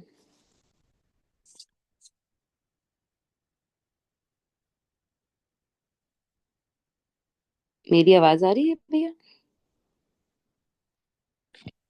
जी दीदी, आपकी आवाज़ आ रही है। और अच्छा। मेरे ख्याल से भैया का अभी फिर से वो जुड़ रहे हैं। अच्छा।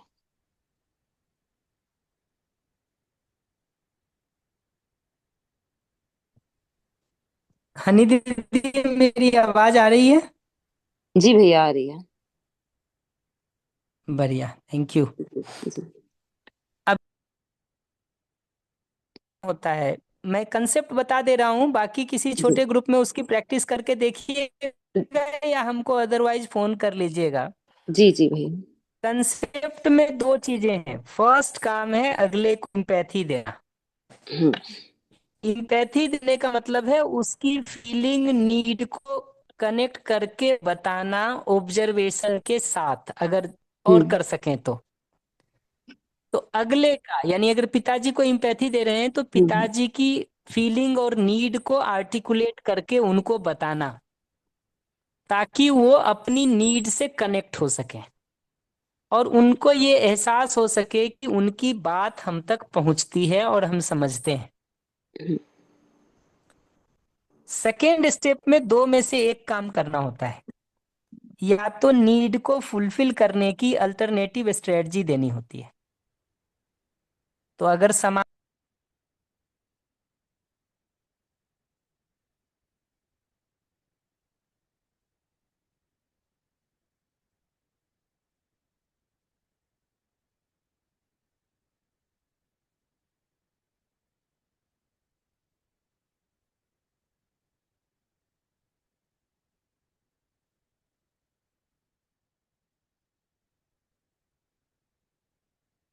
भैया आवाज आ रही है मेरी?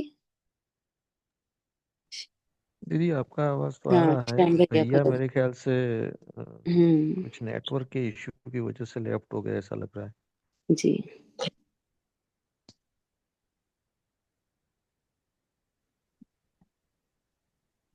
हाँ, आज मेरा नेटवर्क थोड़ा परेशान कर रहा है।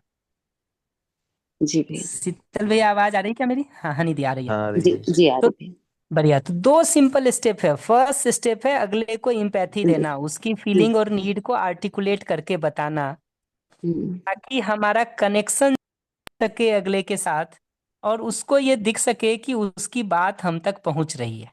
हम्म। फर्स्ट स्टेप ये है।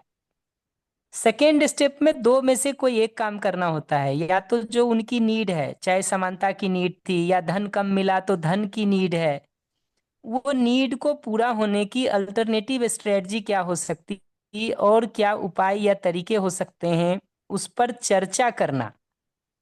और मैं फिर से कहूंगा, चर्चा जब भी करते हैं तो डिसीजन देने से नहीं शुरू करते, प्रपोजल देने से शुरू करते हैं। हम्म।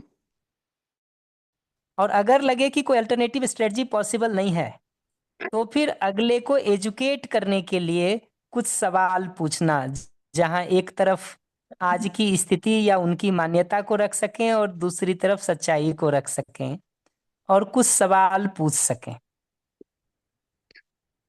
ये दो में से एक तरीका अपनाना होता है। आराम से इस पर सोचिएगा और जी कभी डिटेल करना हो तो कॉल कर लेना दीदी, बता जी दूंगा। जी जी भैया। या ठीक है, नमस्ते। धन्यवाद भैया। नमस्ते। साक्षी दीदी आपको माइक दिया है। नमस्कार। मेरी आवाज आ रही है? जी जी दीदी अच्छे आ रही से है। नमस्ते। नमस्कार। मैं ये देख पा रही थी अभी जब आप चर्चा कर रहे थे, इससे पहले की चर्चा जब हो रही थी, तो मैं ये देख पा रही थी कि कुछ मेरे से कनेक्ट हुआ। एक्चुअली मैं ना एक मान्यता से गवर्न हूँ। मुझे ऐसा लगता है कि ये मान्यता है, बट मेरी इतनी गहरी में है कि अभी मुझे इसको लेकर डर भी लग रहा था। एक मतलब फीलिंग के स्तर पे कहूँ तो मैं डर रही थी, और ये नीड जरूर है कि ये यदि मान्यता है तो तोड़ी जाए। तो इसीलिए एक्चुअली मुझे ऐसा लगता है जैसे मतलब मैं हर पल हर मोमेंट कृपा देखती हूँ। मुझे लगता है कि तुम किए हो, मतलब ये इतना गहरा है कि अभी 2014 में मेरी बिटिया चली गई, बट डेथ हो गई। बट मैं अपने आप को इसलिए संभाल पाई क्योंकि मेरे को लगता है प्रभु तुम किए तो सही सही ही किए होगे, क्योंकि तुम में कभी हो ही नहीं सकता। तो ये जो मेरा मानना है, तो मतलब मैं इसी से गवर्न हूँ, मुझे ऐसा लगता है। और अभी जैसे जैसे मान्यता की बात आई तो मुझे सच बताऊं तो आपको बोलने में भी घबराहट हो रही थी कि तोड़ देंगे तो जिएंगे कैसे। ऐसा कुछ समझ आया भैया। मैं मेरी बात पहुंचा पाई भैया? जी दीदी, मुझे इतना ही कहना है, पीछे जो नीड है ना, उसको सुनना हाँ, होता है। फॉर एग्जाम्पल, अगर मैं आपका देखूं कि क्या कर रहा है ये, तो कठिन से कठिन परिस्थिति में भी आपके संतुलन को बनाए रख रहा है। बिल्कुल बिल्कुल 101%। बहुत सपोर्ट। ये पकड़ में आया? एडवर्स सिचुएशन भी मैं झेल गई, शायद इसलिए क्योंकि मैं ये समझ पा रही थी, मतलब मैं ये मान के चल रही थी कि तुम किए हो तो ठीक ही किए होगे, ऐसा। पर अभी इस जी चर्चा से दीदी। मैं ये समझ पा रही हूँ कि ये है तो मेरी मान्यता ही।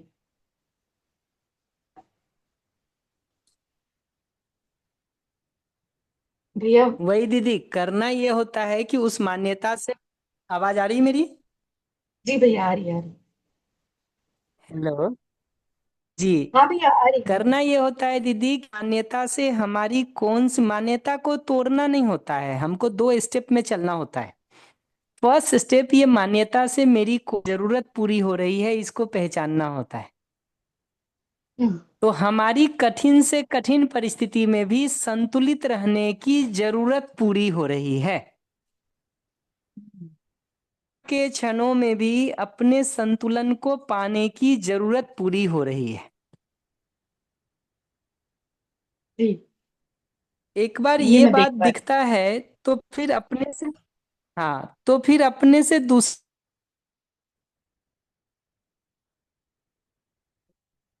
मेरे पास अल्टरनेटिव स्ट्रेटजी क्या है और दूसरे उपाय क्या है। भैया मैं सुन नहीं पाई, शायद हमको कोई भी उन नहीं। दूसरे उपायों पर काम। शीतल भैया आवाज आ रही क्या मेरी? जी भैया आवाज आ रही है, लेकिन कभी ये कभी बीच में बीच में ब्रेक हुआ कट हो था, जाता है, ब्रेक होता है। ओहो, पर्टिकुलर उसी आज उपाय थोड़ा पे ब्रेक। नेटवर्क इशू हो गया है। जी जी। हाँ मैं फिर से ट्राई करता हूँ। जी भैया। को करना ये होता है कि हमने एक बार इस नीड को पहचान लिया कि कठिन परिस्थितियों में भी संतुलित रहना या पीड़ा के क्षणों में भी संतुलित रहने की नीड है हमारी। तो हमको अपने से एक सवाल पूछना होता है कि इस नीड को पूरा करने की और अल्टरनेटिव स्ट्रेटजी क्या हो सकती है, और दूसरी दृष्टि क्या हो सकती है, समझ के और क्या बिंदु हो सकते हैं जो हमारी इस नीड को पूरा करने का काम कर सकें। ये नीड आपकी गलत नहीं है पीड़ा के क्षणों में भी संतुलित रह पाने की। अभी थोड़े समय पहले कोई हमको एक संस्मरण सुना रहे थे अपना बाबा जी के साथ का, कि जब वो मिले होंगे उनसे तो किसी बात को लेके उन्होंने पूछा कि मुझे इतना दुख क्यों हो रहा है। तो उन्होंने कहा कि तुमको मृत्यु स्वीकार नहीं हो रही है इसलिए। उसमें तो कहा कि मृत्यु स्वीकार नहीं हो रही है इसलिए। तो अभी आपके जो तरीके हैं भले वो मान्यता के तरीके हैं, अगर उस नीड को पूरा करने की अल्टरनेटिव स्ट्रेटजी हम लेकर के आ जाते हैं तो फिर मान्यताओं को छोड़ना सहज होता है या वो छूट जाती है। आवाज आ रही है क्या मेरी? जी भी आ रही है, आ रही है। नहीं। जी, तो बस उतना ही। अभी किसी ने ब्लाइंड ट्रस्ट कहा तो मैं थोड़ा सा हिल गई, मुझे लगा कि शायद मैं तो मतलब विश्वास के पता नहीं किस लेवल से पहुंच गई हूँ। ठीक है भैया।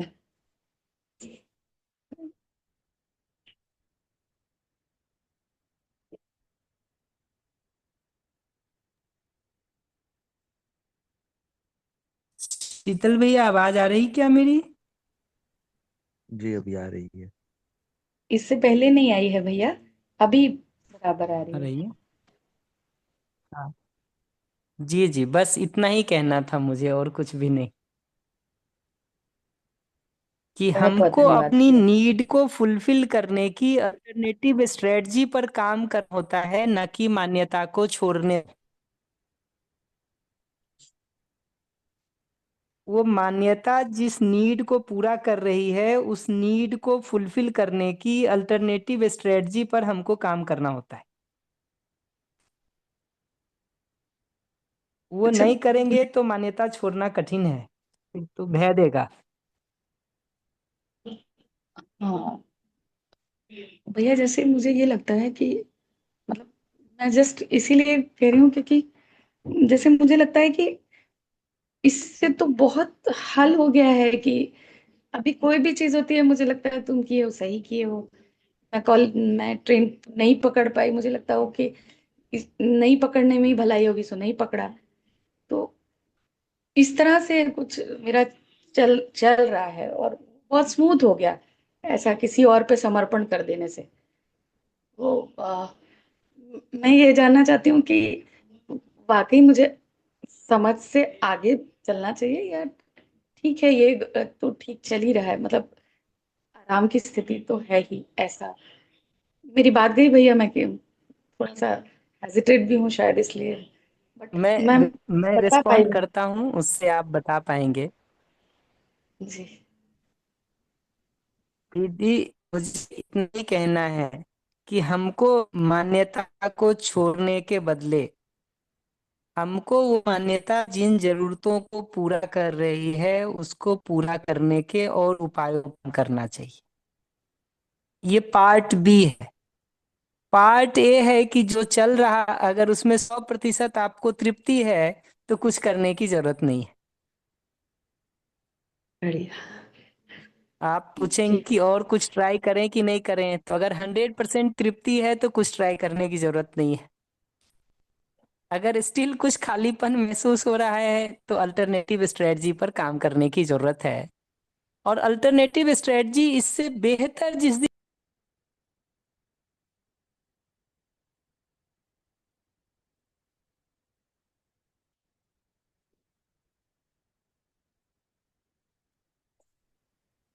भैया आपका आवाज चला गया है।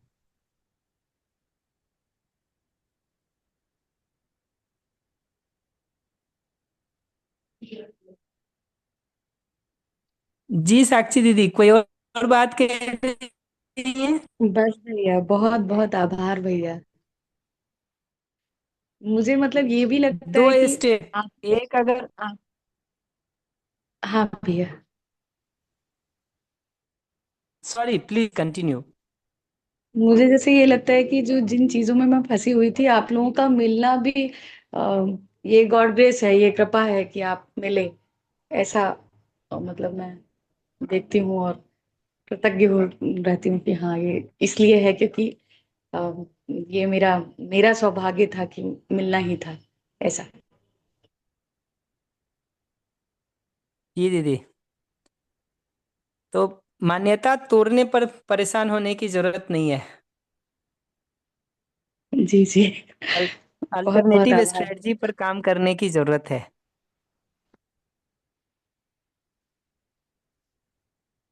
जी कृष्ण गोपाल भैया, अल्टरनेटिव स्ट्रेटजी का मतलब है एक दूसरी दृष्टि जो हमारी इस जरूरत को पूरा कर सके। एक वैसी दृष्टि जो हमारी जरूरत को पूरा कर सके, और हर समझ जो है वो बेसिकली मान्यता का एक अल्टरनेटिव दृष्टि है।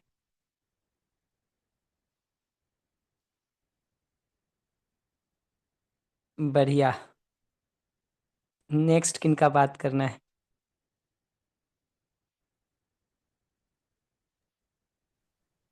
प्रफुल्ल भैया आपको माइक दिया है।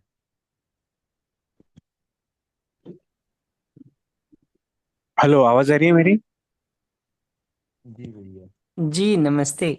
नमस्ते नमस्ते श्याम भैया। आपने स्टार्टिंग में एक बात बोली थी कि संबंधों में मूल्यों को देने की जगह से हमको निर्वाह का सोचना चाहिए, ना कि उनसे लेने के जगह से। तो ये संबंध मूल्यों को देने का जो अभ्यास है उसमें मतलब एक तो उसमें सुख नहीं दिखता मुझे। अभी ऐसा फील होता है कि उससे सुख जुड़ा नहीं है कि मैं मूल्य दूं और मुझे उसमें सुख लगे, ऐसा अभी फील होता नहीं है। और जब सामने वाले के साथ ऐसा लगता है कि उसको शायद उसकी परवाह भी नहीं, या फिर मतलब अगर मैं मूल्यों का निर्वाह उसके देने की जगह से जाऊँ तो मतलब कुछ और ही हो जाएगा। तो मतलब ये सब चीजें हैं। तो ये सवाल था कि मूल्य देने की एक तो अप्रोच कैसे करें और फिर उसके साथ सुख कैसे जोड़े खुद का, ये सवाल था भैया। अपने ऑब्जर्वेशन को थोड़ा बढ़ाना होता है। जैसे मैं अपने लिए तो इस बात को देख पाता हूँ कि मैं आपके साथ सम्मान पूर्वक जीता हूँ तो मैं आराम में रहता हूँ। अगर मैं अपनी सम्मान की भाषा को बिगाड़ के और टोन को बिगाड़ के अभी अपमान का कर लूं, आपको पीड़ा होती है कि नहीं ये तो आप बताएंगे। मैं अपने में असहज और अनकंफर्टेबल महसूस करता हूँ, ये मैं बता सकता हूँ। बल्कि क्या तो ऐसा होता है कि मैं असहज और अनकंफर्टेबल पहले होता हूँ, भाषा टोन शैली अपमान बाद में होता है। तो अपने ऑब्जर्वेशन हमको ये बात बहुत साफ साफ दिखती है कि अपने भाव भाषा शैली या टोन का खराब होना मेरी अपनी पीड़ा का कारण होता है। ये सेल्फ ऑब्जर्वेशन में हमको दिखाई देता है। अपना ऑब्जर्वेशन करेंगे तो आपको भी दिख सकता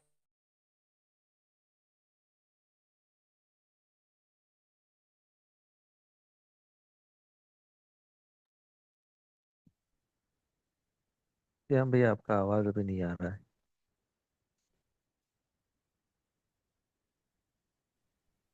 है। आज नेटवर्क परेशान कर रहा है जी मेरा। जी ऐसे। आवाज आ रही शीतल भैया? अभी अभी आई, बीच में चली गई थी। हाँ हाँ, वो नेटवर्क परेशान कर रहा है आज। तो मैं यही बात कह रहा था कि अपने ऑब्जर्वेशन से हमको ये बात बहुत साफ दिखती है कि अपने में ठीक भाव का बने रहना मेरी तृप्ति का आधार है। और जितनी देर के लिए भी मेरे में विश्वास के बदले अविश्वास होता है, सम्मान के बदले अपमान होता है, स्नेह के बदले विरोध होता है, वो मेरे दुख का, मेरी पीड़ा का, मेरी परेशानी का कारण बनता है। ये ऑब्जर्वेशन से पता चलता है। दूसरा जो इसमें काम करना होता है वो ये कि जाने अनजाने जब हमारे अंदर विश्वास के बदले अविश्वास होता है, सम्मान के बदले अपमान होता है, स्नेह के बदले विरोध होता है, तो उसका कारण कहीं ना कहीं हम दूसरे व्यक्ति को पहचान लेते हैं। इसलिए उस दूसरे व्यक्ति के साथ गुस्सा, विरोध, घृणा, फ्रस्ट्रेशन, इरिटेशन बढ़ता है। हमको ये देखना जरूरी है कि अस्तित्व की मूलभूत सच्चाई को हम मिस कर जाते हैं, इसलिए मेरे विश्वास सम्मान में गायब होता है। इसलिए नहीं होता है कि दूसरा खराब करता है। दूसरे को अपनी समस्या का कारण जब तक पहचानेंगे, दूसरे से परेशानी खत्म नहीं होगी और ठीक होने का उपाय भी नहीं मिलेगा। यही पूछ रहे प्रफुल्ल भैया, कुछ और पूछ रहे?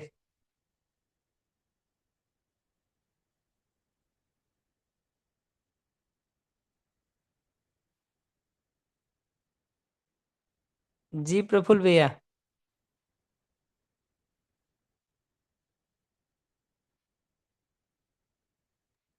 हाँ भैया, अभी माइक मिला। हाँ नहीं भैया, एक एक पार्ट तो आपने आंसर कर दिया कि मतलब वो वास्तविकता से ध्यान हट गया और ऑब्जर्वेशन को और सटीक करना है। ये दो चीजें पकड़ में आई। और तीसरा एक जो मतलब बचा था कि मूल्य देने में सुख, जो मतलब मूल्य देने से जो सुख जोड़ना है वो भी ऑब्जर्वेशन में ही से ही पता चलेगा। उसको मैं दूसरी भाषा कहूंगा, मूल्य अपने में बने रहने से सुख है। और अपने में बना हुआ है तो देंगे ही आपको। अगर मेरे में स्नेह बना हुआ है तो देंगे क्या? आपको स्नेह ही तो देंगे। जी जी। जी तो भैया। मूल्य देने से ज्यादा सटीक शब्द में प्रयोग करूंगा, मूल्य अपने में बने रहने से सुख जुड़ जाता है। दिखता है वो बहुत साफ अपने ऑब्जर्वेशन में। हम्म। और देना फिर सेकेंडरी है, मतलब उसका वो वैभव टाइप है, ऐसा बोल सकते हैं। जी जी जी। ठीक है वो भैया, ऐसा है बढ़िया। कि घड़ा भर जाता है तो पानी छलकता है जी। जी जी भैया जी, बढ़िया, थैंक यू भैया। हाँ जी हाँ जी। ओके।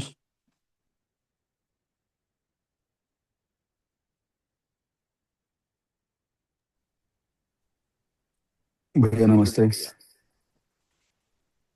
भैया मेरी आवाज आ रही है? नमस्ते नमस्ते। भैया मैं थोड़ा उलझ अच्छे गया से हूँ। नमस्ते। जी जी प्रणाम भैया। थोड़ा सा उलझ गया हूँ। अभी जैसे प्रणाम। सुन। जी जी भैया। भैया। भैया देखिए, जो मोह है, जो मोह है ना, किसी से बिछुड़ने का मोह, किसी के छूट जाने का या परमानेंटली अलग हो जाने का मोह जो है, वो क्या नेचुरल चीज है कि नहीं है? मतलब हम इस दर्शन से उस मोह, सब मोह माया है, उससे आगे कैसे आए हैं? इसको मोह को कैसे समझें? क्योंकि ये होता तो है ही, सभी को होता है। कोई भी चीज, जैसे भी मैं लगातार सुन रहा हूँ कई हफ्तों से कि कोई ना कोई दुख, कोई ना कोई पीड़ा है। तो ये भी तो नेचर का ही हिस्सा है। ये भी तुमको सहज वास्तविक उससे ही मिला हुआ है। इसको कैसे समझें और इसको कैसे सुलझाएं? इस पे थोड़ा सा बताइए ना। ये नेचुरल भैया नहीं है क्या? दुख, जी भैया। दुख जी। प्राकृतिक है, ये बात तो सही है। हाँ हाँ हाँ। लेकिन सहज पूर्वक उससे बाहर हुआ जा सकता है, ये बात भी उतना ही सच है। एफर्ट करना पड़ा ना भैया उसके प्राकृतिक, लिए। जी। बिल्कुल हम्म, प्राकृतिक रूप से हम सब दुखी होते रहते हैं, ये बात सच है। हम्म। लेकिन समझ पूर्वक, अध्ययन और अभ्यास पूर्वक एक निश्चित समझ को पाके उस दुख से बाहर हुआ जा सकता है, ये बात भी सच है। मानव तो स्वभावतः सुखधर्मी है, फिर ये दुख क्यों आता है उसको? जी मूलतः जी, मूलतः दुख इसीलिए आता है कि वो सुख चाहता है, सुख धर्मी है में सुख चाहता है, हाँ। लेकिन सुख को वो रुचि मूलक आस्वादन में ढूंढता रहता है, जिससे वो मिलता नहीं है। हम्म। मूल्यों में और अल्टीमेटली ज्ञान में या समाधान में वो सुख ढूंढने के बदले सुख को ढूंढता रहता है कहीं ना कहीं अपनी मान्यताओं में और रुचियों में। तो सुख बिल्कुल। धर्मी तो है मानव, हम्म। क्योंकि सुख चाहता है, लेकिन सुख जो मिलता है समाधान से, वो हम्म। समाधान इंश्योर करने का काम नहीं किया है। अब इस जगह समाधान है ना भैया, वो सुख जो मिलता है सही समझ और सही भाव से, उसको हम्म। इंश्योर करने का काम नहीं है जी। हम्म। तो समाधान है ना, उसको समझ जाना है, दुख ना होने जी देने भैया। को और सुख होते रहने देने को समझ जाना है समाधान। कुछ कुछ छोटा सा, पूरी बात तो नहीं हो सकती है, लेकिन एक उसका एक अंश मेरे ख्याल से इस तरह से हो सकता है ये। अब आया मोह। हाँ, फिर मोह है क्यों? हमें तो नहीं होना चाहिए मोह, अगर हम प्राकृतिक रूप से वो, वो सुखधर्मी ही है, या हमें सुख समझ जाना चाहिए, तो मोह मोह क्यों होता है फिर हमको? मोह भी तो प्राकृतिक घटना होनी चाहिए ना ये। हम्म। वही फिर से मैं कहूंगा कि जी जी। सुख ते हैं ये तो प्राकृतिक रूप से प्रदत्त हाँ। है, लेकिन समाधान संपन्न हो गए हैं ऐसा नहीं है। हम्म। तो मोह भी इसीलिए होता है कि हम किसी को ओवर इवेलुएट कर लेते हैं अपनी जिंदगी में। तो आपके बिना मेरी जिंदगी ही नहीं चलेगी या अधूरी हो जाएगी या खालीपन और अभावग्रस्त हो जाएगा, ये जो ओवर इवेल्युएशन हम कर लेते हैं किसी दूसरे का ना, हम्म। वो बेसिकली मोह का कारण बनता है। मोह को समझें बजाय राइट कि इवेल्युएशन करेंगे तो मोह का कारण नहीं बनेगा। हम्म, मोह को समझने में है समाधान। संबंध का ठीक ठीक आकलन जी। मोह को जी। समझने की जगह मैं कहूंगा संबंध का ठीक ठीक समझ होना, हम्म। ये अधिमूल्यन और अवमूल्यन दोनों से बाहर निकालता है। नहीं तो हम किसी के साथ मोह करते हैं, किसी दूसरे के साथ द्वेष करते हैं। हम्म। जहां अधिमूल्यन है वहां मोह होता है, जहां अवमूल्यन है वहां द्वेष होता है। जी जी जी जी जी भैया। जी भैया, वो बस अब आपसे वो खुद जी भी अब चल गया है, बटन ऑन हो गया है वो समझ में आने का। जी भैया, धन्यवाद भैया, धन्यवाद भैया। बढ़िया, नमस्ते। नमस्ते भैया, प्रणाम भैया। प्रणाम। भैया सभी को नमस्ते। आवाज आ रही है? नमस्ते। भैया जी जैसे जी जी ये हो नमस्ते। रहा है ना, जैसे दुख तो प्राकृतिक रूप से है भैया, इसको थोड़ा सा और ओपन करेंगे भैया, समझ नहीं आया। इसका मतलब है कि आप दुखी होते हैं कि नहीं होते? हाँ होते तो हैं। जी भैया, तो बस कि हम सब दुखी हो रहे हैं, उसको क्या कहा जाए? अच्छा अच्छा ठीक है, लेकिन जैसे जैसे समझ बढ़ेगी तो भैया दुख तो फिर कम हो जाएगा ना। वही बात मैं भी कह रहा हूँ। हम्म। हम इस दुखी हो सकती है। आवाज नहीं आ रही भैया।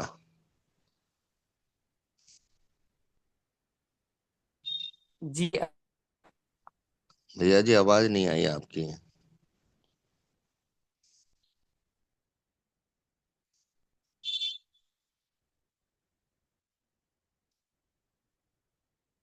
हेलो।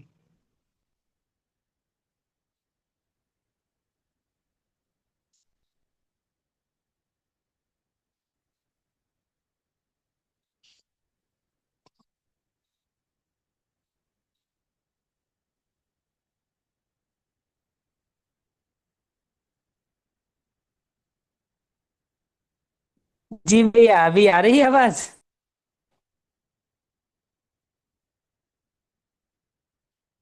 शीतल भैया कोई बता सकते?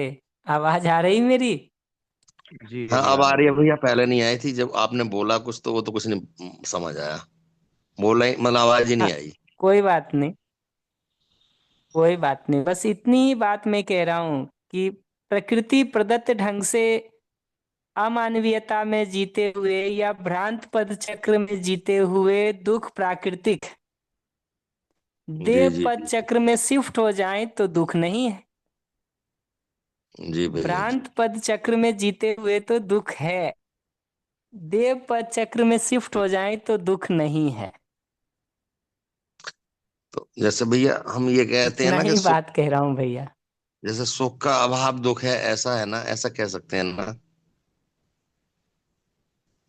जागृत मानव की जगह से देखेंगे, देव पद चक्र में खड़े होके देखेंगे, तब सुख का अभाव दुख है। अच्छा जी, अच्छा ठीक है। भ्रांत और पद चक्र में अगर खड़े हैं, जी, रेफरेंस फिर म्यूट हो गए भैया।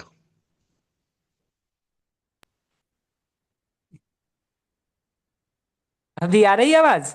अब आई जी, पूरी नहीं मिली मेरे को। बताइए भैया, बहुत अच्छा लगा, बताइए।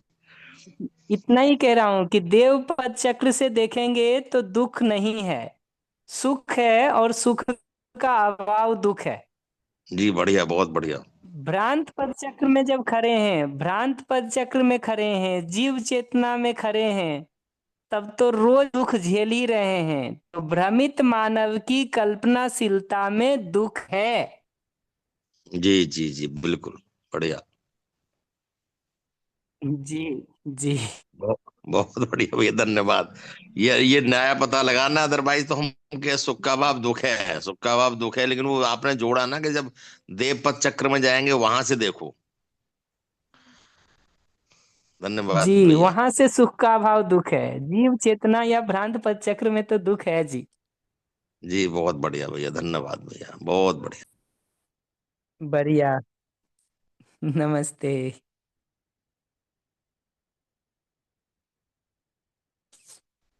शीतल भैया, आवाज आ रही मेरी?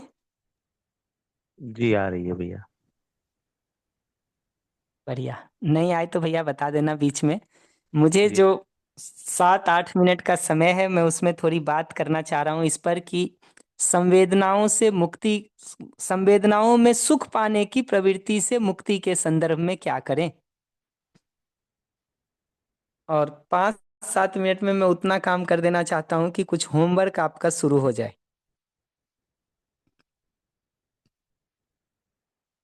अल्टीमेटली संवेदनाओं के प्रयोजन को अगर देखेंगे ना, कि पर्पस क्या है इन संवेदनाओं का, जो आंख, कान, नाक, जीभ और त्वचा, या शब्द, स्पर्श, रूप, रस और गंध, इससे जो सूचना हमको मिलती है, जीवन तक पहुंचती है शरीर के माध्यम से, उन संवेदनाओं का प्रयोजन देखने जाएंगे, पर्पस देखने जाएंगे, तो शरीर के स्वास्थ्य के अर्थ में उसका पर्पस दिखता है, या समाज व्यवस्था में भागीदारी करने के अर्थ में उसका पर्पस दिखाई देता है। तो अगर अभी मैं आपसे बात कर पा रहा हूं, तो उसमें ये संवेदनाओं का प्रयोग दिखाई देता है, शब्द का प्रयोग दिखाई देता है, इसमें सामने रह के बात करें तो रूप का भी प्रयोग दिखाई दे देता है। इसी तरह से संवेदना का प्रयोग दिखता है शरीर के स्वास्थ्य के अर्थ में। तो शरीर को ज्यादा ठंडक और ज्यादा गर्मी मिलती है तो शरीर बता देता है कि यह अनुकूल नहीं है, प्रतिकूल है। जीभ पर कोई ऐसा भोजन जाता है जो शरीर स्वास्थ्य के अर्थ में ठीक नहीं है, तो जीभ बता देता है कि ये ठीक नहीं है। तो संवेदनाओं का जो पर्पस है, प्रयोजन है, वो शरीर को स्वस्थ रखने के अर्थ में, पीढ़ी दर पीढ़ी शरीर की परंपरा को बनाए रखने के लिए, और समाज गति में सार्थक भागीदारी करने के लिए दिखता है। जाने अनजाने हम संवेदना के इस प्रयोजन को भूल करके सुखी होने के लिए उसका प्रयोग करना शुरू कर देते हैं।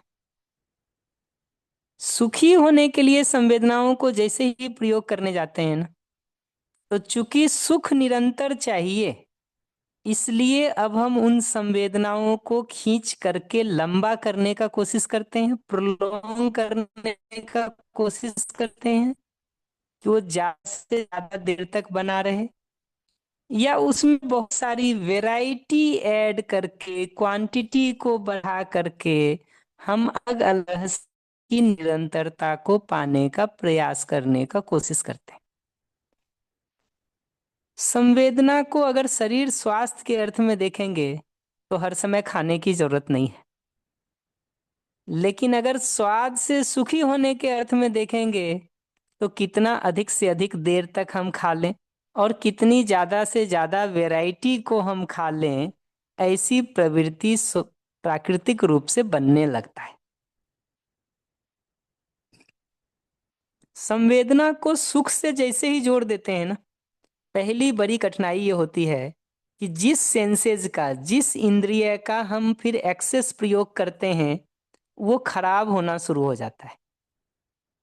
तो अगर आंखों से मोबाइल को कॉन्स्टेंटली देखना शुरू करेंगे सुखी होने के प्रयास में, आंखें खराब होनी शुरू हो जाती। लाउड म्यूजिक सुनना शुरू करते हैं सुखी होने के प्रयास में, कान जवाब देने लगता है।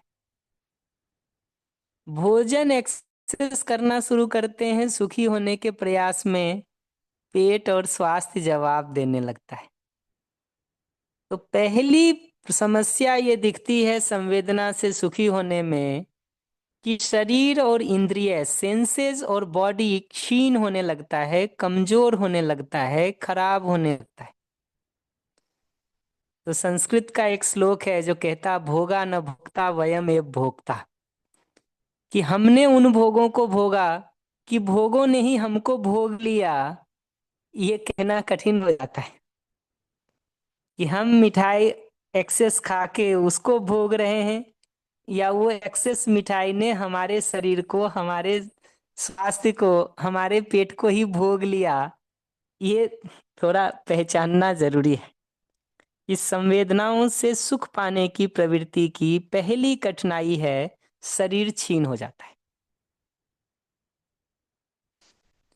इसकी दूसरी कठिनाई ये होती है कि शरीर से तो आप एक समय तक ही भोजन कर सकते हैं, अगर सुखी होने के लिए भी कर रहे हैं तो एक समय तक कर सकते हैं, थोड़ा और लंबा खींच सकते हैं, पेट भरने से गला भर सकते हैं, बट उसके बाद शरीर जवाब दे। से ही 4 विषय, 5 संवेदना, आहार, निद्रा, भय, मैथुन, शब्द, स्पर्श, रूप, रसगंध, किसी को भी खींचना शुरू करें तो शरीर एक समय के बाद जवाब देने लगता है और सुख हमको फिर भी चाहिए, इसलिए हम मन से उन एक्टिविटी में उलझ जाते हैं। तो खा नहीं सकते हैं तो खाने से जुड़ा हुआ वीडियो देखते रहते हैं, उसी को सोचते रहते हैं। ऐसा हर संवेदना में हम मन को इन्वॉल्व कर लेते हैं, मन को इंगेज कर लेते हैं और मानसिक रूप से उसको करना शुरू करते हैं।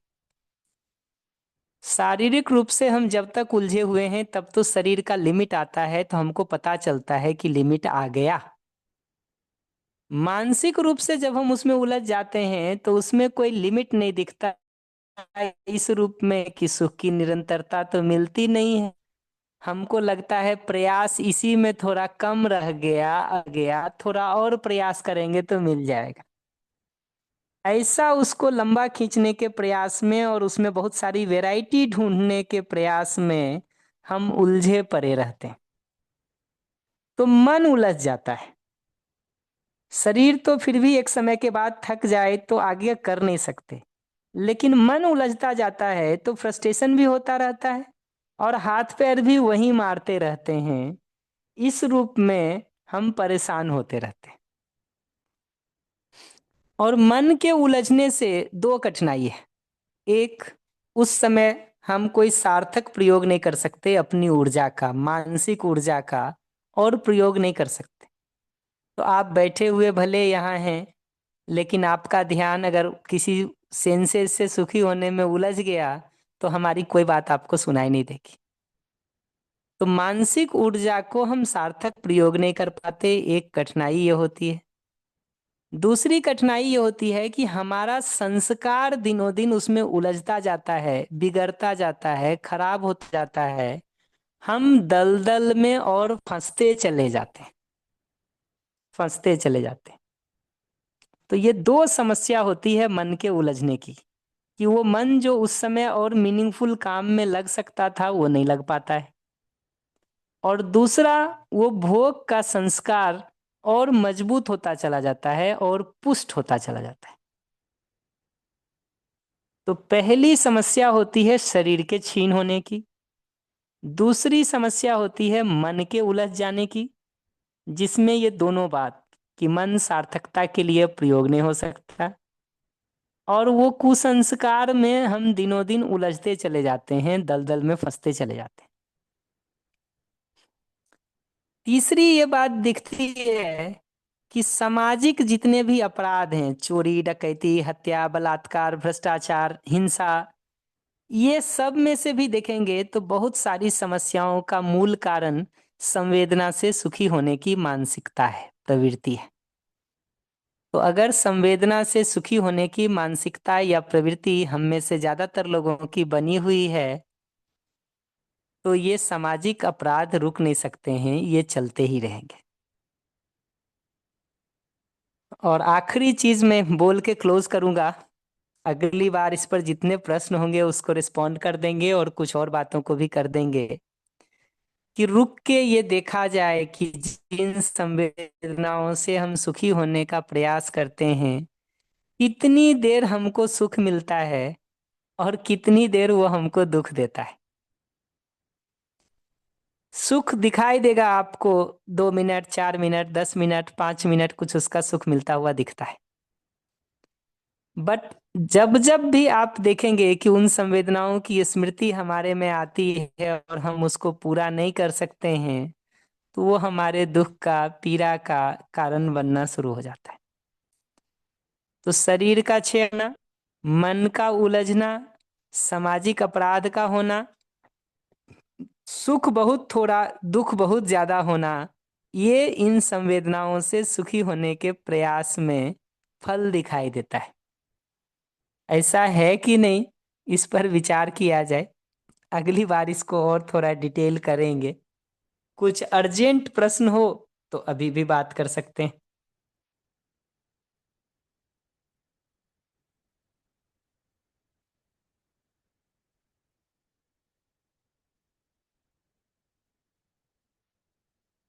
शीतल भैया, आवाज आ रही मेरी? जी भैया, जी आ रही है। बढ़िया। तो आज के लिए पूरा कर लेते हैं, अगली बार इसको और एक्सपेंड करने का काम कर देंगे। बट अभी के लिए मैं इतना ही कह रहा हूं कि संवेदना का प्रयोजन क्या है, उसको बार बार पलट के पूछा जाए कि शरीर स्वास्थ्य के लिए क्या अनुकूल है, क्या प्रतिकूल है, उसको पहचानना, शरीर की परंपरा को बनाए रखना और सामाजिक भागीदारी में शरीर का प्रयोग हो पाना, जीवन जागृति के लिए उसका प्रयोग हो पाना, ये संवेदनाओं का प्रयोजन है या सुखी होना प्रयोजन है, इस सवाल को बार बार पूछा जाए। दूसरा, सुखी होने के प्रयास में शरीर और इंद्रिय की क्या स्थिति होती है, मन की क्या स्थिति होती है, समाज की क्या स्थिति होती है, कितनी देर सुख मिलता है, कितनी देर दुख मिलता है, उसका हिसाब लगाया जाए, विचार किया जाए इस पर। नेक्स्ट टाइम मिलेंगे तो इसको और विस्तार कर लेंगे। और जैसा कि मैंने पिछली बार कहा था, सभी लोगों की शेयरिंग मैं एक बार सुन लेना चाहूंगा अपनी मीटिंग को क्लोज करने के पहले। तो अगर अनुकूलता हो तो नेक्स्ट टाइम से उसको सोच सकते हैं, अन्यथा हम अपने सीक्वेंस से चल के कुछ समय में मीटिंग को पूरा कर लेंगे। बढ़िया। नमस्ते शीतल भैया और नमस्ते सभी को। जी नमस्ते।